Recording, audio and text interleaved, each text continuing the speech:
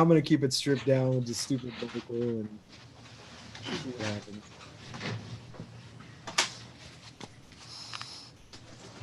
I can never listen to my own voice in headphones whenever I have to do like an interview or radio or whatever. Yeah, it's weird, huh? Yeah, too weird. Oh, I love hearing my own voice. Your voice is so sexy. Oh, it's a sexy voice. Just turn up the monitors, man. I just want to hear myself. Turn the bass up, talk real low. DJs, beers. It's catchy. Oh, we're live. We're live on my Facebook. There we go. Hello, everyone. Yo. And welcome. What's happening? To episode Which is it? 20. Whoa! Celebration. Good times. Come on. 20 What? weeks. 20 episodes. Did you think it would last this long? Kind of. After a while, I kind of figured we don't have anything else to do, so we probably carry on. Oh my goodness. Wow. Here we are. We're getting so much nice love from like a super nice bunch of regular viewers. Yeah, give big shout out to big toast to all the regular weekly viewers. I see the same names pop Yeah, I up. see the same names pop up and saying what's up. And Sure. Absolutely. You guys know who you us. are. We see you Cheers. everywhere. This drink is for you. And today we don't have a guest, obviously. We That's like why. to do this, every once in a while, so that we can take more of your questions. So feel free to send along your questions, and we will do our best to get to as many of them as possible. And be kind, please. Now let's get crazy. Important one, huh? All right, I'm back at the California Ale. I made a Twitter poll actually, and the California Ale won. I'm sure you guys had something to do with it. I got this IPA called Pliny for President from Russian River. It's really good. And it's a good segue into presidents. Like, wow, what a shitty election this year. No, I've got this Mars Brewery Buchla synthesizer beer. Wow, look at that. Where'd you get that? Mr. David Flores hooked me up with it. Ah, and then I got it from from his private stash, right? Yeah, I kept the can just to have it because it looks really cool. David, actually- I'm sure like pre-COVID, you would have friends over and you got like all your beer stocked somewhere. Do you have like the beer that you would give just a regular friend, and then you have like a separate stash for the beer aficionados that come over that you're very fond with, that you're like, well, I could give you this, but how about we look at my private? That's how you do it with soccer, right? It's like, yeah, it's You know what? think so. I can't tell you how many times I've had people over my place after we've been drinking like for hours, and I end up cracking open like the most exclusive one-off bottles of sake that I have. And then the next day I'm like looking at it like half drunk, and it's been sitting out all night. And I'm like, what was I thinking opening that bottle? Fuck. Because there's bottles that you want to drink with a meal and you want to sip it slowly and really like enjoy, the flavors and aromas very carefully. And then there's, bottles that you just kind of want to get drunk with that are very reliable, But isn't that something that you learn in early years? Like when I used to drink wine back in the days. I never learned my lesson. It's a problem. When you drink a lot of wine and you have guests over, one of the unwritten rules is that you always have sort of this table wine somewhere close, because you do not want to open your super crazy bottles with people who don't. That's not actually a mean thing, but you are kind of wasting wine on people who probably don't know how to enjoy it. Yeah. I was gonna say the same. It's like with some of the beers, like for instance, if you were to come over and have all these crazy beers, like I know he won't really care to drink any of this crazy stuff. So I keep it simple. You give him a Coors Light. Easily. The funny thing is when like David'll give me the fruity one. or something sweet or something like that. Mo won't he won't dig like the hoppy IPAs or anything like that. The funny thing is when you're really drunk and you really want whoever's over to really grasp how much you love a particular really nice bottle of sake or whatever. So you go into this long speech and you've already lost them, right? Yeah. But you know, it's open anyway and you're drinking it and you're talking more about it and they're just kind of looking at you like, yeah, okay, yeah. Can I get drunk now? Like, fuck, why did I open this bottle? I just want to get drunk. Yeah. Well, guys, how about we dive right in, because I prepared for the show. Oh wow, Chris, do you prepare in general, not in life but in work, in your work, like when you know, for the gigs? I'm sure we're gonna have an episode where we talk about preparedness and how we organize our music, because I think that's gonna take up like a good 2-hour chunk. But are you the type of guy that really prepares, or are you kind of a wing it, let's go and see what happens kind of guy? I think you could probably place me at the lower end of preparedness, when it just is on the border of totally winging it. You know, I think I've managed to go through my life as unprepared as necessary. Is that a term? Absolutely. Yeah. And I, you know, it has its good and its bad sides to it, because I mean, I'm talking about everything, like preparing your DJ sets, you know, preparing for shows like this, you know, preparing for when I did interviews with people on the CLR podcast years ago and stuff like this. You know, obviously you don't prepare as much because you're lazy. That's my case. And so I try to get biased with the minimum amount of that's possible. But I think sometimes that really helps you to be creative in the moment and to wing it or to improvise, Sure. Which then in return can sometimes have a lot of benefits, that some talks go into a way that you didn't prepare for, you know? Yeah. So it's more interesting. But you know, sometimes being a little bit more prepared also helps you to I don't know, be more Confident. Thank you for the word. I wanted to say selfish for some reason, but it was confident the word I was looking for. Yeah. Because So I'm quite the opposite myself. I think Yeah? I'm overly prepared over everything. I mean, At you least can see from how your studio is organized. I mean, of course, I totally agree with you on winging things for gigs and being spontaneous, because I think that's kind of when the magic happens. But even that's fine. But I still like to go into gigs or any particular situation with my track selection prepared, not in an order particularly, but like in folders where I know that I can access the things that I want to access when I need to access them. So I'm not always like, oh man, well, where is this? Where is this? Where is this? And feeling lost. You know what I No, mean? but I would call that a baseline preparation. And I always had that. Like I'm like, Mo, we went through, I think, various talks when it comes to preparing your playlist. You even gave me the color codes once. Yeah, I did. That? Yeah.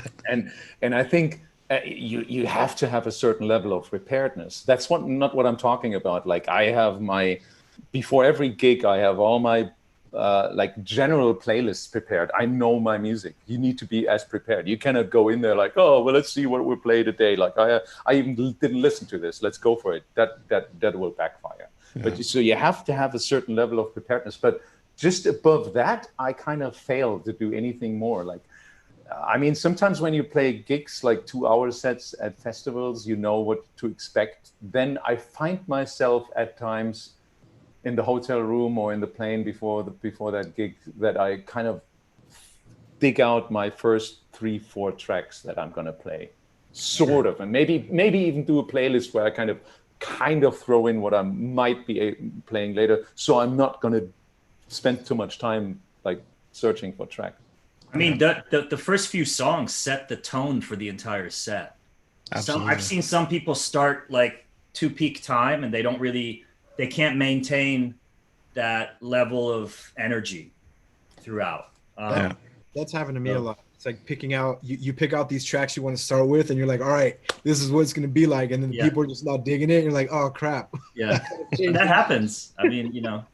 But I think I've always put a big influence on my first track. The first track is really what sets the tone for the gig. And I think I overthink it sometimes. It's like before every gig, it's like, what am I going to start with? What am I going to start with?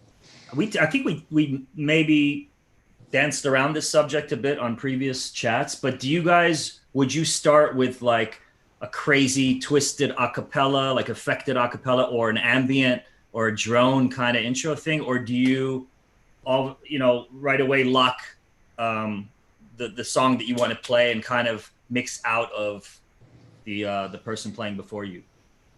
I've done a little bit of both, where sometimes if it's like a closing set and it's really late or early in the morning, then you kind of just want to keep the music going, because the people they're on this they're on this vibe where you don't want to stop and like restart so they don't mix in. Or if it's a festival, then it's like, okay, here's my hour. I'm gonna start with some ambient thing and then just like jump right into it. Yeah, do you find that when you do when you reset the vibe and play the ambient thing, do you find that people are generally more excited when you do start with that first kick drum or whatever like that? Like it's like yes and no. Sometimes you might piss people off. They're like, hey, you killed my vibe.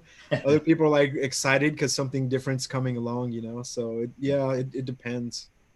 I'll say as someone who's attending a party, I like hearing when a DJ refreshes the room. I like to hear their entire vibe from the beginning of to the end. I don't always want it to just mix in and blend in with the person before.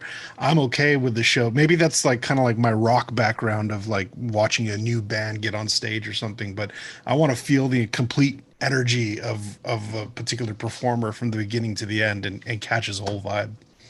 I remember when back in 2009, Richie Houghton and we did a back-to-back at Exit Festival. Like it was crazy packed, and we had like one little rehearsal session in the studio where we tried to connect via Ethernet, like my entire setup. I remember talking to Chris about how he did it with Yoakum around that time. Like we connected our full setups via Ethernet cable, and he was sending MIDI clock to my computer. And Guy Barado was on before us, and he was, watching us set up, and then he played his last song, and then he asked like how we're connected, and I said Ethernet, and he's like, man, I don't know, good luck. and not only that, but I had like a 5-minute intro. I told Rich, he's like, what, you want to start? I'm like, yeah, I kind of prepared like a little 5-minute. It begins with ambient, and then it has some percussion kind of rhythm, super twisted techno-y kind of intro vibes, but I'm like, it's like 5 minutes, so they're either going to go bonkers when the beat kicks in, and I told Rich, I'm like, you get the first beat going, or we're going to lose them. And he's like, fuck it, let's try it. And I was so fucking nervous, like, first of all, just technically making sure everything was going to work, and then Rich being Rich, it was really the most nerve-wracking intro experience I think I've ever had in my entire career. Yeah. But it was fun. By the way, I just want to mention that we're missing Radio Slave, right? Oh yeah, we didn't even acknowledge that. That's how expendable people are on this show. Yeah. Radio Slave is missing in action. Where the hell is he, by the way? What is happening with him? That he was in France or something? He was with some apparently. He'll be back next week. But getting back to the transition thing, I think it's case by case. Hi Matt, if you're watching. Am I jumping, Sting? When I played my last gig in Zurich, I actually played after Ricardo. I love how you say Zurich, by the way. the only real way to Zurich. Say Zurich. And I played after Sip and Ricardo. And, the crowd was there, enjoying that sound. And I felt if I start with an intro now, and do it all dramatic, people will be on the dance floor. You know what? It's a good time to leave, or it's a good time to go to the bar, And I was just like, no, what the hell? And then Ricardo played at his last track, 808 Bass Queen. You all know that one? Which one? 808 Bass Queen. It's one of Ricardo's really big classic hits. 808 The Bass Queen. Google it, find it. And it's a beautiful track. It's like 20 years old. And it was just like, bam, it has this pretty straight bass drum. And I was just like, yes, I can mix something in. So I slightly mixed something in. So for the people, there was not even the moment where they could decide to leave the room. And that's, sometimes you have that too. But do you think like, otherwise I agree to what Mo says. But do you think like sometimes a DJ wants their track to end so they can get their applause? Totally. You have to, you know what I mean? Before you mix in, before you mix in, you definitely have to speak to that person. Yeah. Yeah, I mean, I always have that conversation. I'm like, or they'll say it to me before I even say to them when I'm like getting ready. They're like, "You gonna mix in? Should I end it with an effect?" I mean, I love the really, the DJs who are super professional about it, who like acknowledge your presence. Absolutely. Are keeping tabs at what you're doing with all the technology and getting it fired up and everything like that. And then we'll reach out to you. Because the worst thing for a DJ who's coming on after another DJ is tapping them on the shoulder and going, "Hey, I think it's my turn now." Nobody wants to do that. Yeah. Unfortunately, there's a lot of selfish people out there. Hey, stage manager, can you help me? Can you tell that DJ that my time? Oh, we've all been there. I don't want to be the guy who tells him no. It's funny. First, you tell the tour manager, and then the tour manager will tell the stage manager. If the stage manager's like, "I don't know, he doesn't want to stop," then it's up to the tour manager. I've seen it go each way. And then sometimes I've had to be the one because my tour manager would be like, "I asked him, but he won't stop." And I'm sometimes like, you just got to tap him on the shoulder, be like, "You're done, dude. That's it. Wrap it up, B. Wrap it up, B." Wrap it up. Well, I'm amazed. You guys seen that Dave Chappelle thing, right? With that little light? Yeah. Wrap it up. You're doing that at the music. It's like, just wrap it up, B. Or have like the clown at the Apollo Theater who comes out and just like it just takes you off stage. Mo, I'm amazed how amazing you sound. And Mo sounds so good. Yeah. Do I? It's that husky voice. What the hell? How the hell do you do that? How do you achieve that? I mean, I have this cheap ass. He's got a compressor on his voice. Yeah, I totally do. You're going through it's going through an Adlon 737 compressor. Oh, no, there it is. Damn. Yeah, that's a little overkill. But the thing is this is my usual mic path in the studio, so I just turn on the mic and I let it go. You're gonna have to sing on one of these shows with all that. And warm. or do techno vocals. You got to pitch your voice down and do techno vocals. Why do we pitch our vocal down so low? He doesn't even Chris, need to pitch it down anymore. Yeah. Since you mentioned your Zurich gig, you're the only one out of all of us, with the exception of Matt, who had his first gig in 5 months. Yesterday or the day before, and he's not here to talk about it. How were have you had time to reflect on your 3 shows that you had? You had 3 shows, right? Yeah. What was your takeaway? General takeaway. You don't have to go into detail about each show, but like your general takeaway about the shows. Wow, there's a lot of aspects to that. In what direction do you want to have the takeaway taken? In terms of obviously, events are happening in regions where the pandemic is under control, and the events are legally allowed to take place.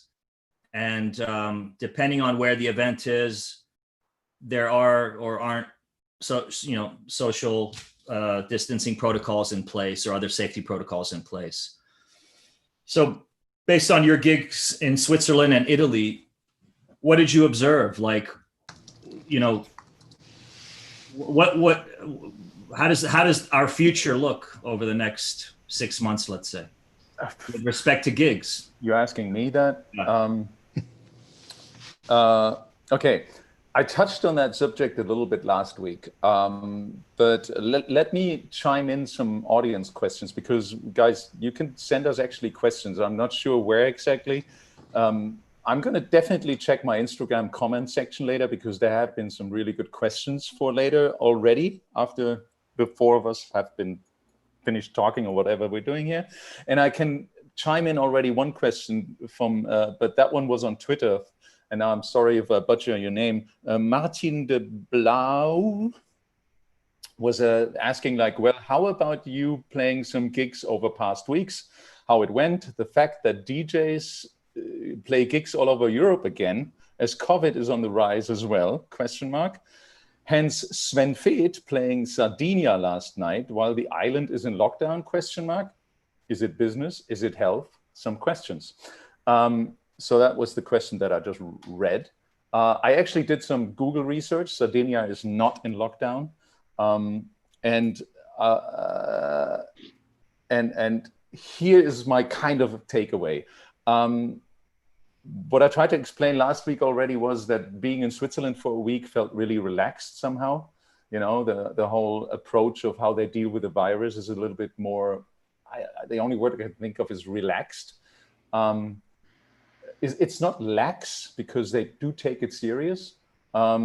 Chris, why, just before you continue, why do you think things are relaxed there and not so relaxed in America, let's say, where the three of us live?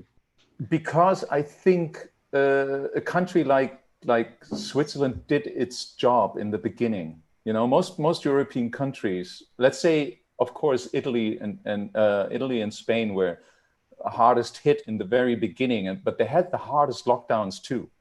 What do you mean by hard lockdown? Exactly what transpired? Like, you're literally staying at home, and you're not only allowed outside if you really have to go to the grocery store, and you have to show your ticket that you're actually walking to the supermarket, but you have to stay the fuck home. Did they have a national mask mandate or no? They never had, no. They only have the only mandate is masks in public transports. You know, so it wasn't necessary. You can't point to masks, you know, keeping the case counts low or keeping everything under control there. You have to point to very strict guidelines as far as the lockdown goes. Strictly enforced lockdown. Well, in the very beginning. From the very beginning. Okay. From the very beginning. I think that's where the mistakes were happening in the United States and other countries that didn't get really a handle on the whole virus thing. That treating the initial lockdowns way too lax. You know, oh yeah, let's stay home. Let's not stay at home. I know it was confusing with the masks, but as we all know, in the beginning, there were just not enough masks for everyone. And I think the science about the virus wasn't advanced yet. So some didn't know if just a cloth in front of your mouth would be enough. So we don't even need a mask. You just put a bandana around you. Mm-hmm. You know, it was all new. So I think you can put this aside. The mask thing was not anything of importance in the beginning of the lockdown, because you don't really need to wear a mask if you stay home, and it was meant to be staying home. And even we here in Germany, I mean, we literally didn't go outside for 6 weeks or something like this. We didn't have that really crazy lockdown like they had in Italy and Spain. And the differences between some countries, even though they had a crazier lockdown, but now have quite a rise on COVID cases again, that I think yet still needs to be determined of why these are reasons in different countries, why things are running differently. But to come back to Switzerland, it just felt like not everyone you saw on the street had the word virus like written above his head. You know, it's like it wasn't the thing that kind of like set the tone for the day, you know. Oh yeah, you have to watch out for the virus. You have to do this. You have to do this, which is a good thing, but in the end, it's also a very tiring thing. And that's where people start to become a little bit more like, oh, you know what? Fuck it.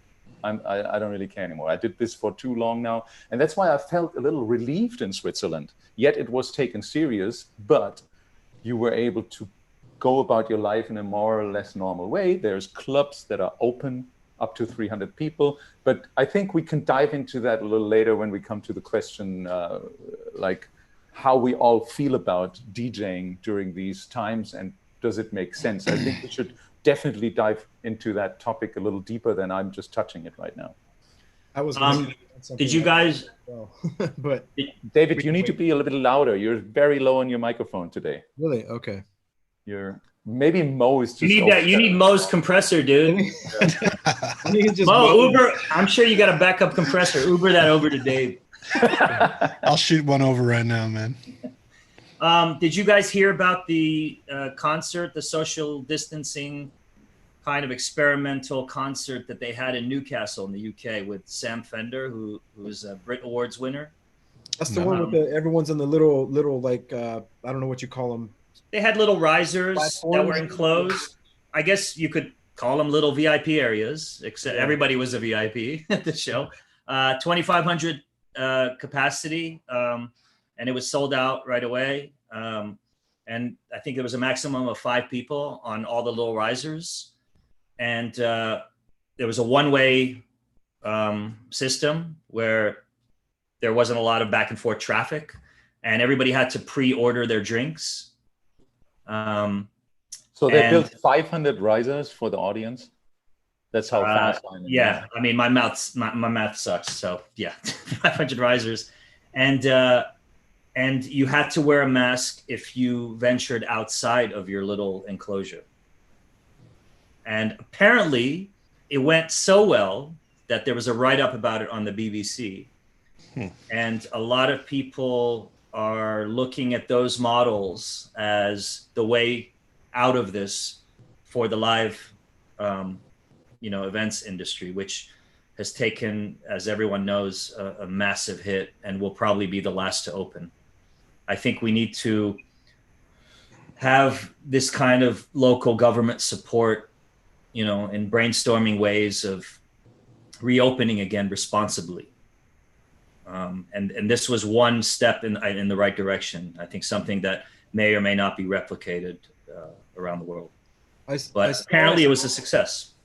I saw the photo of that, and at first I was like, okay, that looks great for a concert where you can just sit down, have a drink, listen to music, and you're just chilling with people that you want to be with, and versus a rave where, okay, maybe in the beginning it'll start like that, then it gets messy and people will eventually veer out. But then also I think about like especially nowadays with social media, usually people at a party or at a club, they hang with their group of people anyway, and they're in their own party within the party.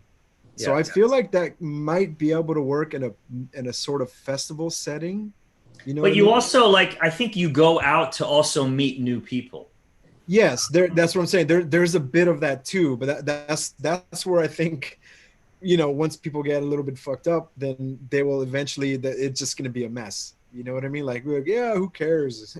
The stuff that I read, and I know Chris mentioned this on our group WhatsApp the other day, is trying to enforce mask wearing in venues for clubbier kind of events. Yeah, is a lost cause, right? And one thing that this the articles that I read about this particular gig, they didn't really mention how the wearing of masks outside of everyone's little enclosures was enforced. I think once anyone starts getting intoxicated, the rules get loose. Yeah. You know what I mean? The rules and the people, they'll stop caring. They're like, who cares? No, somebody, Francesco Cardenas mentioned that Metallica is also going on tour right now. Maybe the bands are tired of waiting around, and Sublime and blah blah blah are going on tour for $300 a ticket. But I think it makes a huge difference if it's a concert or if it's a DJ show. It's just it's two different worlds, it's two different planets. I mean, look, take Hollywood Bowl for example. You could throw a concert there right now. You just leave every other box. For those who are not familiar with the Hollywood Bowl, iconic venue in LA, which has little boxes, where like 4 to 6 people fit in. And it's already basically set up for a COVID concert. But hey, in a club environment, a DJ environment, that's my take on it. Either you do it the way we know and we used to do it, or you don't do it at all. So we need to find ways to do it without any rules, mandatory rules, with staying apart, and even masks, forget about it. It's not going to function. We have to be realistic about it. And that's a thing that, we touched the subject a little bit last week, because there has been a lot of people on social media, especially on Twitter, who understandably want to voice their concerns, but sometimes maybe come across as the moral police of all of us. I don't want to like keep on talking about the subject the whole time, but I want to just bring my point across, and then you guys tell me what you think about that. It's kind of like I kind of try I see it a little bit as prohibiting drugs. It's just never worked. In the whole history of mankind, it hasn't worked. You can prohibit drugs, people still take drugs. So we're at a point now where if you continue to prohibit parties, it's just a human urge to gather, to party together, to get to know new people, to go out and to party. And if we do not find a way to legally do this, people will do this illegally. And I rather have new infections happening at legal parties where you can pinpoint the people and say like, oh, these people were at the party, for example, in Switzerland, the 2 clubs where I played, or even in Italy. And we're about 2 weeks in now. There was no signs of new infections, nothing. So it was, in hindsight, a really safe thing to do. Also in Italy, there was no backlash. There was no big headlines. Oh, this was the new hotspot. Nothing. No, but they partied. They had the names of all the attendees. If there's an infection, you can trace that back. You can inform everyone else on the list. You can do something about it. So I think in places where the infection numbers are so low that statistically it may even be that the club burns down while you're in there is as high, the chances are as high as you catching the virus. Let's have the people partying legally, take them their names, have no restrictions because they're going to go out of the window anyways, and therefore avoid having people doing illegal parties where we have no control and everything is going to shit. Do you think the DJs that feed other DJs shit about this or voice their opinions are just jealous that they're not the ones playing the gigs? I'm sure that's a part of it. There's got to be a little bit of that. But there are people who these kinds of feelings are born out of good intentions, and I think that they feel like some sort of social, moral obligation to, like, for instance, for me, I'll say this: in LA, as you guys know, the largest majority of our parties pre-COVID were illegal, anyways. I mean, this whole scene was born out of illegal rave parties. So in our situation, it's a little bit different because there are people doing exactly what Chris is saying by going out there and throwing parties, whether you tell them to do it or not.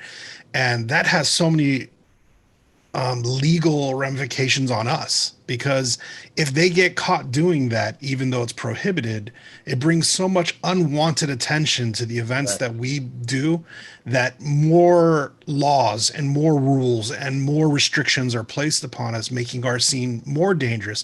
So when I see people out there selfishly going out and partying and only thinking about themselves and their release, I just need to get out and dance, what you're doing is you're making my life harder to get back to normal or to get back on track, because you can't just sit back for a while and just wait until this blows over. Of course, this is completely a regional thing. I'm not speaking about Europe. Chris is talking about environments where the virus is already going down and it's getting safer to play. But here in the US, it's a completely different situation.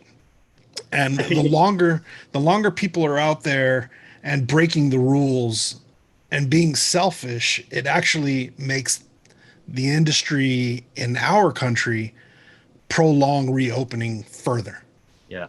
I think there is no one size fits all solution. We have to look at it on a regional basis. But there's one thing, like throwing an illegal party before the pandemic was a cool thing, maybe.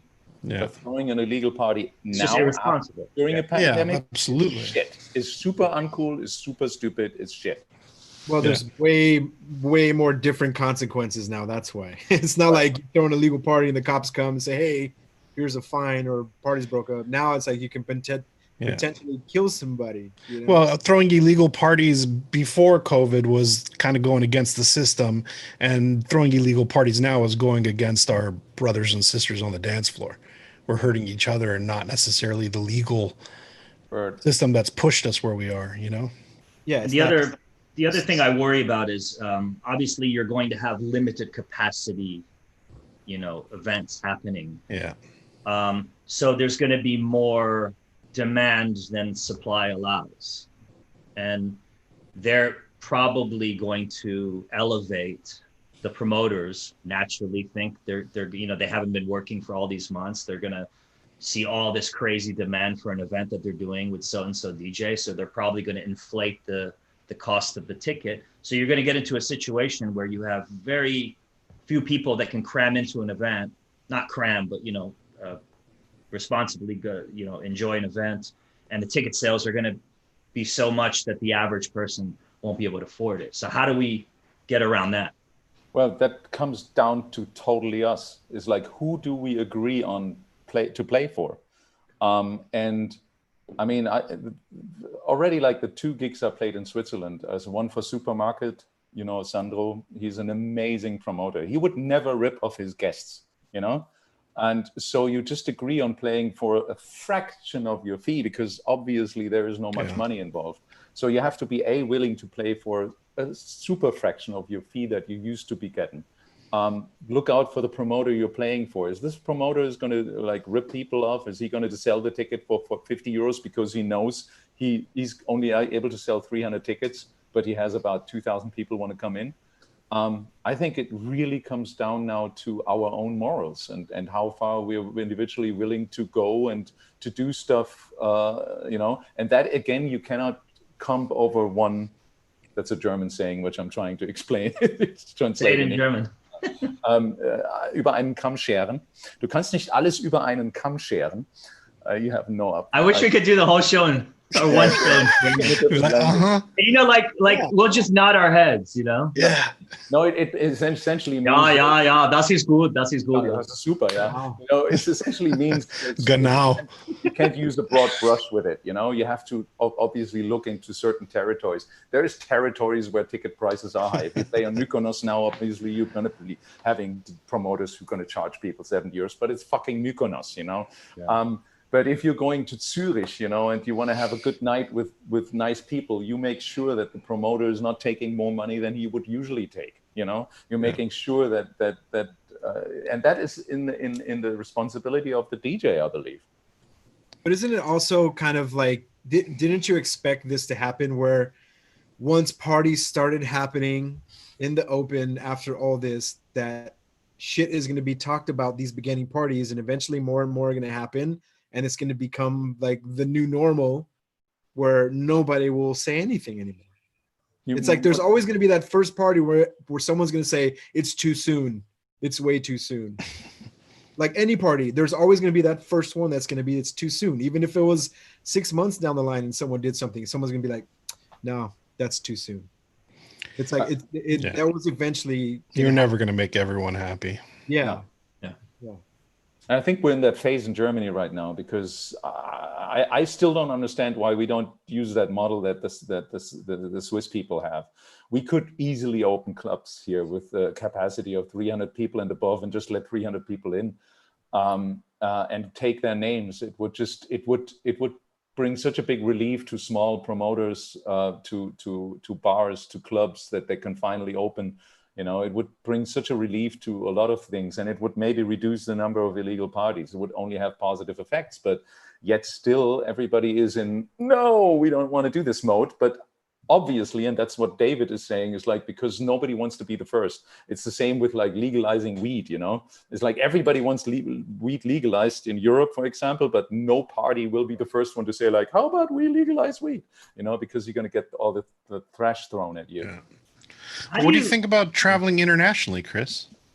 I would try to avoid that as much as possible. Because that brings up an interesting thing about how everything will go back to, for instance, I put it this way, like in the United States, the largest majority of techno clubs still heavily rely on European artists coming here to perform. Yeah. And I don't think that's going to happen for a while. So are all countries, I mean, I personally believe they should be, but should we start depending on playing more locally or close to our own countries? I think we need to play more locally. And if you travel internationally, what did I do with my beer? Where did my beer go? Are you also high, Chris? No, I'm not. Ollie I'm vanished. not high. What happened to my beer? What did I do with it? Sorry. Oh, I needed a refill. I didn't put the bottle into the fridge. Sorry. Oh, Samuel Smith's. I love their beer. Yeah. Maybe I'm just naturally high by now. What did I do with my glass now? Oh boy. Well, traveling international, I think you should try to avoid as much as possible, unless you travel international for extended amount of time. Sorry, I just fell over my ventilator. Fan, sorry. Fan, right? Same. Sorry. I was happy that I could do my gigs with a car. I mean, obviously, I flew to Rome when I did my gig there, and I told you about that experience, that it was super, super weird, and flying is not a fun thing to do. So I was really happy to do these Swiss gigs with my car, and that's probably another advantage that we have here in Europe. That you can go to countries, neighboring countries, still with a train, with a car, because the travel aspect is still a dodgy aspect of the whole thing. I mean, there's a reason why I ask, is because as somebody, David and I and Ollie as well, I mean, the largest majority of income or gigs that we play are substantially based in overseas, because the domestic scene in the US is just not nearly as big as it is in Europe.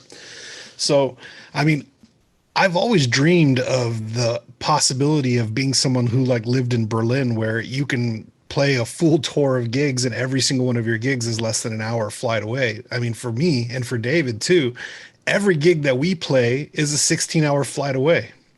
So it's every single weekend we're on a cross international flight to go overseas to play a gig. And it would be great that if promoters stopped heavily putting so much emphasis on booking international talent, if that, when it is safe in the US to reboot and things going on, that we could depend on local stateside gigs more often. Yeah. I mean, Ali was asking the question, what's the future? How is it going to be looking in the future? And I do believe that we're definitely going to be traveling more locally. Like my idea would be, as soon as it's safe again to play in the US, I'd probably come over for 2 or 3 months. Yeah. And I'm going to be based there, and so you minimize your international travel, because travel will be shit for years to come, maybe forever from now on. This is not going to heavily change anymore. We're going to really have to adapt, and I love the idea, take a bus and just drive from city to city, like old rock band style. And I think this is how it's going to start up here in Europe too, is the more countries are going to be allowing these little clubs to open, the more local the gigs will be. It might even be in smaller cities. So you just drive there. So for you guys from the US, what I would suggest, as soon as you could do this, and as soon there's enough gigs to play here in Europe, because there's a lot of little venues who are going to have a great time, I think, sooner or later, when things open up a little bit again. You guys should come over here and be based here for 2-3 months at least before you're taking your international flight back, which obviously is difficult if you have a young family, like in your case. I guess they're just going to have to come with us. How cool would it be to do a DJs and Beers tour where we do the show from a brewery? That'd be amazing. And that night we play, and we have a tour bus with the logo on the side. DJs and Beers tour. Yeah. 5 of us. That's one record. You have to wait 20 minutes before you play your next song? So you have time to hang with the crowd. Yeah. I was going to play over everyone's time just to go against what we're talking about. Wow. So send us another good question, guys. Yeah, but to kind of summarize this, because it's a controversial topic, again, I'm not sure how you guys feel about it, but judging by our conversations in our WhatsApp group, I do feel like we all are on the same page there, more or less. It's seriously region by region. How are the infection numbers? What are the laws? Who is the government? Another big question. Who is the government? Like, do I trust the government in Brazil? No, I don't. Do I really trust the government in Hungary, where we're supposed to be playing in November, Ali? I'm not too sure, but so you have to look into like independent numbers, and things, and how well we know the promoter. He's a great promoter, Hyperspace. So there's a trustworthy person involved. But I mean, in Europe is still, you can kind of trust the governments. So it's region by region, but I am not for completely prohibiting parties until we have a vaccine. This will not be viable. It will lead to more illegal parties. It will lead to more destruction in the whole music industry because of clubs having to close down because nobody's legally allowed to open and stuff like this. So that is my attitude about this. Mm-hmm. I think a lot of the people that are, pointing the finger at the DJs that are playing these events don't realize that there might not be these clubs that you like playing at might not be there if you decide to just not play anywhere without weighing all the different factors that go into the decision. I mean, it's a very difficult decision to make, whether it's not an easy decision that you make like before. Like, so there's so many variables that come into play, and we really have to make sure that we're supporting that ecosystem that we talked about on previous shows. There's so many people that are employed. When an event happens, there's a lot of people that are counting on that event for income. And when DJs, accuse other DJs of, taking this or that gig and they shouldn't play anywhere until there's a vaccine, I don't think that's realistic. No. I just don't. Not everybody on the internet always does a tremendous amount of research before they open their mouth and bash anybody. I mean, that's not even applied only to COVID. You can say that again. I mean, everyone is so quick to condemn everyone all the time on the internet. We just love to just go all out war and talk shit. But it's good to have these types of discussions to put things into perspective. What if there's an instant COVID test? The rapid test that someone could take that's accurate. You know what I mean? I don't even know if that exists, to be honest. But they're working actually on stuff like that. I was watching the Joe Rogan podcast, and he had his guests before they come in the room to do the interview. He has them tested before they come in, so they must have something. Then you have people say that it's not accurate. It's not that accurate. So it's like, what do you do then? Who knows? We need. Would you be able to test everyone before a party? There's no way. There is no question that there is a risk involved, but honestly, we have to sort of also be clear about that. There has always been risks involved in playing in clubs. Did all those DJs who sit out there now and say oh, he's playing there, did you guys go into a club in the early days and always check where the fire exits are, and if the promoter did a good job hanging up the sprinklers and everything, that nothing can happen? No, it's there's always a risk. You cannot cover everything. It's going to drive you nuts. So we have to go forward with a certain amount of willingness to take risks, I believe. Right, but also because there's suffering involved on all roads. We just need to find the least amount of suffering. But do you think a DJ that's playing these parties in the back of their mind have this thought that shit, okay, cool, I'm playing a party again.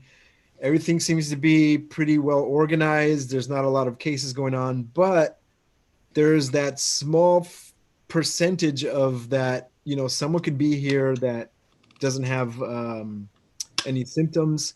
can pass it on to somebody, and then the chain goes where they pass it on to someone, and someone eventually gets sick and something bad happens. Like, are these DJs thinking about this, or they're not even thinking that far? Like, would you think about it? I think that far. Even now, I'm like, shit, man. Like, trust me, I would love to get back to doing a gig, but then I'm like, what if someone at the party passes it to someone's grandfather, and they end up getting sick and dying? And I'm just like, shit. You know what? Maybe I would never find out, but that's on the back of my head. Where I'm like, damn, man. Was it? Can I ask you a question? Was it in the back of your head, playing before the virus hit, that maybe someone is getting really fucked up on the dance floor here right now, jumps in his car and runs over a whole family after you? Are you responsible for that then too? No, that's a good point. Yeah, no. I mean, are you responsible for somebody ODing, somebody having such a good time? You're playing the most ridiculous tracks that they want to keep taking pills, other things, and they fucking OD, and like, are you responsible? Yeah, nah, it's still their fault. So it's their fault. I don't know. Wouldn't you feel? That's what I'm saying. Isn't there a moral part inside of you that's like, shit, man? Like, there is that possibility that this happened at this gig. But I guess you do bring up a good point, Chris. That the drunk driver who kind of kills the innocent family on his way home. Yeah, you know. Jesus Christ. Now, thanks. That's so fun to think about that now. I cringed because there was a news report that happened just recently, and that story just like broke my heart. It's brutal. Sorry to bring that up. A drunk driver hit a 9-month-old pregnant woman here in LA yesterday, and they did an emergency C-section and took the baby out and survived. Wow. Yeah. The mother didn't survive. The mother didn't survive, but the baby did. Wow. Brutal. Yeah. Sorry to bring the vibe down, guys. Yeah, bummer.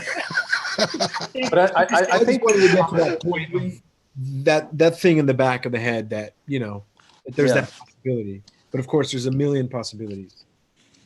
I think, like I said before on this show, we're in unprecedented times, and people are looking at us or other industry leaders as having all the answers. And I think none of us have the answers. We're kind of feeling our way forward, and we're going to make mistakes along the way. But, life can't just stop. We have to find collectively as an industry and as friends and neighbors and custodians of this planet, we have to find a way forward. Yeah.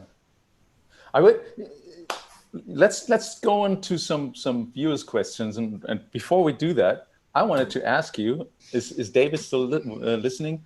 I wanted to ask you guys a question because I thought of that. Everyone names 3 things, or let's say 3 of the biggest revelations during the lockdown that you've had personally. And I can start with mine. My first one would be time flies more insanely fast than I ever thought it was. Even being at home all the time. It was fast before. You couldn't sometimes, was I last weekend in this club or was I in this club 2 weekends ago? You didn't know. But now I kind of have the feeling you cannot even like divide the time sections anymore by a certain weekend or where you were traveling. It's all just become a big blob. And sometimes in my head, I'm still in May for some reason. I'm still sometimes catching myself thinking, oh yeah, the summer is still coming. And then they're like, wait a minute, it's already middle of August. What happened? Like where did the time go? Like that is one revelation that I had. And another one is, and I think that probably applies to some of you too, is that life is much harder to navigate if you're not being told what to do half of the time. Like I've experienced, like let's say roughly I was basically traveling, let's say half a week out of a week in my life. So half of that week, someone basically organized for me where to travel to, which airport to go to, which hotel to check in, The only thing I had to decide was which track I'd play after the other. Everything else is sorted out. You don't really have to think. Suddenly, you're 7 days a week at home, and every day you have to make new decisions of what is going to be your day goal, what is your productivity, what are you trying to achieve, what are you trying to do. And I found that a very interesting learning experience, a very, very cool learning experience. And my third one was I drink a lot of warm lemon juice in the morning. For some of you who don't know what I'm doing this, Google it. So I love lemons. I'm a citrus person, and I got a lemon tree actually in the beginning of the pandemic for my balcony. And I see how fucking long it takes that a lemon grows. Like, how long does it take? It takes so long. I mean, how introspective have we gotten, man? Look at this lemon. It's still not ripe, and it's hanging there since like 3 months. What the hell is going on? So Chris leaving in lockdown, watching lemons grow. Every time I'm going to the grocery store now, it's like I'm holding that lemon, and I have a whole new value and a whole new worthy for that lemon. I'm like, you grew a long time. You're mine now. I will cherish you, lemon. I think we need values. So, David, did you get my question? The 3 things? Well, no, I missed it. Yeah, Chris, you can't put us on the spot like that. You've obviously prepared. I can answer. I can answer if you guys need more time to think about it. I didn't hear the questions. David, the question was, what's the biggest 3 revelations for you during the lockdown on the personal level? Oh, okay. The lemons were my third. For me, the number one biggest thing for me has been family. Because I know a lot of people worldwide have different dynamics of how they get along with their family, but specifically in Mexican culture, we tend to be incredibly close. And I realized that for the last, couple decades of my life, I've been the one factor in my entire family that has been missing. That I've been completely focused on myself and, making music and touring and traveling and doing what I love, that I've missed so much of the life of the people that I love that raised me and I grew up with. And I think this whole lockdown really put that in perspective. Throughout the last couple decades, I've had family who've passed from cancer. I've had family who've graduated from high school. I have family who's moved on and done wonderful things in their careers, and every single weekend they're getting together and they're having dinners and they're sharing their lives together, and I've missed it all. Like I wasn't there for any of it. So this has been a blessing in disguise in a lot of ways for me, because I've watched my son actually grow up this year, being there every single day with him, which for the first 2 years I was kind of gone on the weekends and traveling, and learning to appreciate being home with him again. That's been the biggest one for me. Other than that, the second one, I definitely would say getting back to having a life with a routine. Because I think growing up, I've always hated the idea of being a slave to routine. Like I didn't want to wake up every day at the exact same time and do the exact same thing. And I've lived a rather unstructured life. And being on the road and traveling and playing gigs, it feeds into that very unstructured life, because you don't have a sleep schedule. You don't have any kind of set defined time of things. I mean, some people can organize themselves really well, but for me, I think I learned to just live in the chaos. I loved it. You know what I mean? David knows when we're in Berlin and I'm in the studio with Luis, sometimes we're up for, 35 hours, and then we just crash at 2:00 in the afternoon and then sleep for 5 hours, wake up, work in the studio, and sleep when we sleep and wake up. There is no schedule. It's just constantly just drifting through time. And time exists in that house. It's just chaos. And now that I've been home, I've actually had a structure. And I think having a small family has played a role into that, because now I wake up every morning with my kid. We have breakfast. We go for our walk. We do our routine. I have my set studio days. I go to the studio on Tuesdays and Thursdays and Saturdays, and I work from this period to this period. And that schedule has helped me a lot. Kind of just pulled together my responsibilities in the way I think a little bit. I don't know. And the third thing I would say for me is health, because I'm not like, I know Chris, you go to the gym pretty often and you work out and you have like your routine when you guys, you know, do your thing, but I never have. And I think I've miscalculated how much physical activity I do when I'm on the road, running from airport to airport, jumping to gigs and like doing stuff. And now being at home, I've realized that I've actually got to set myself up with like a schedule to like go out and ride my bike, go to the gym or do whatever. Well, I can't go to the gym now, but do whatever I can to get some physical activity in, or I'll just end up sitting on the couch every day and just do nothing, you know? So those are my three. I think with me, I definitely agree with Chris, and we've had conversations about this many times, you and I, about like we're wondering where our time goes. Like, where does the time go? When we were gigging, we were able to manage all these other things in our lives. We would always complain about not having enough time to do this or that, but we found a way to manage it. Like we found a way to cope with all that stuff being thrown our way. And now we're not gigging, but we have less time, which is odd.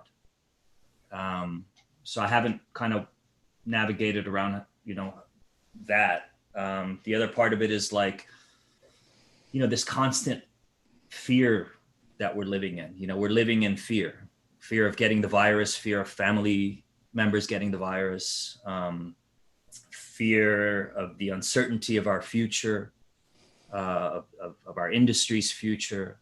So many fears that you have to cope with on a daily basis. And lastly, I think with me, the thing that I miss the most is the lack of social interaction, especially for guys like me and Chris and David, who are single and have friends around the world. And we really look forward to reconnecting, you know, with all the friends that we've made over the decades long career that we've had. That feeds the soul, and that gives us the energy to have this insane schedule where we're on the road all the time, not sleeping. You know, the time that we have in between tours, we're in the studio or doing whatever to keep the business running. It's definitely taken, I think, all of us outside of our comfort zone, and we've had to do a lot of self-reflection, which is good.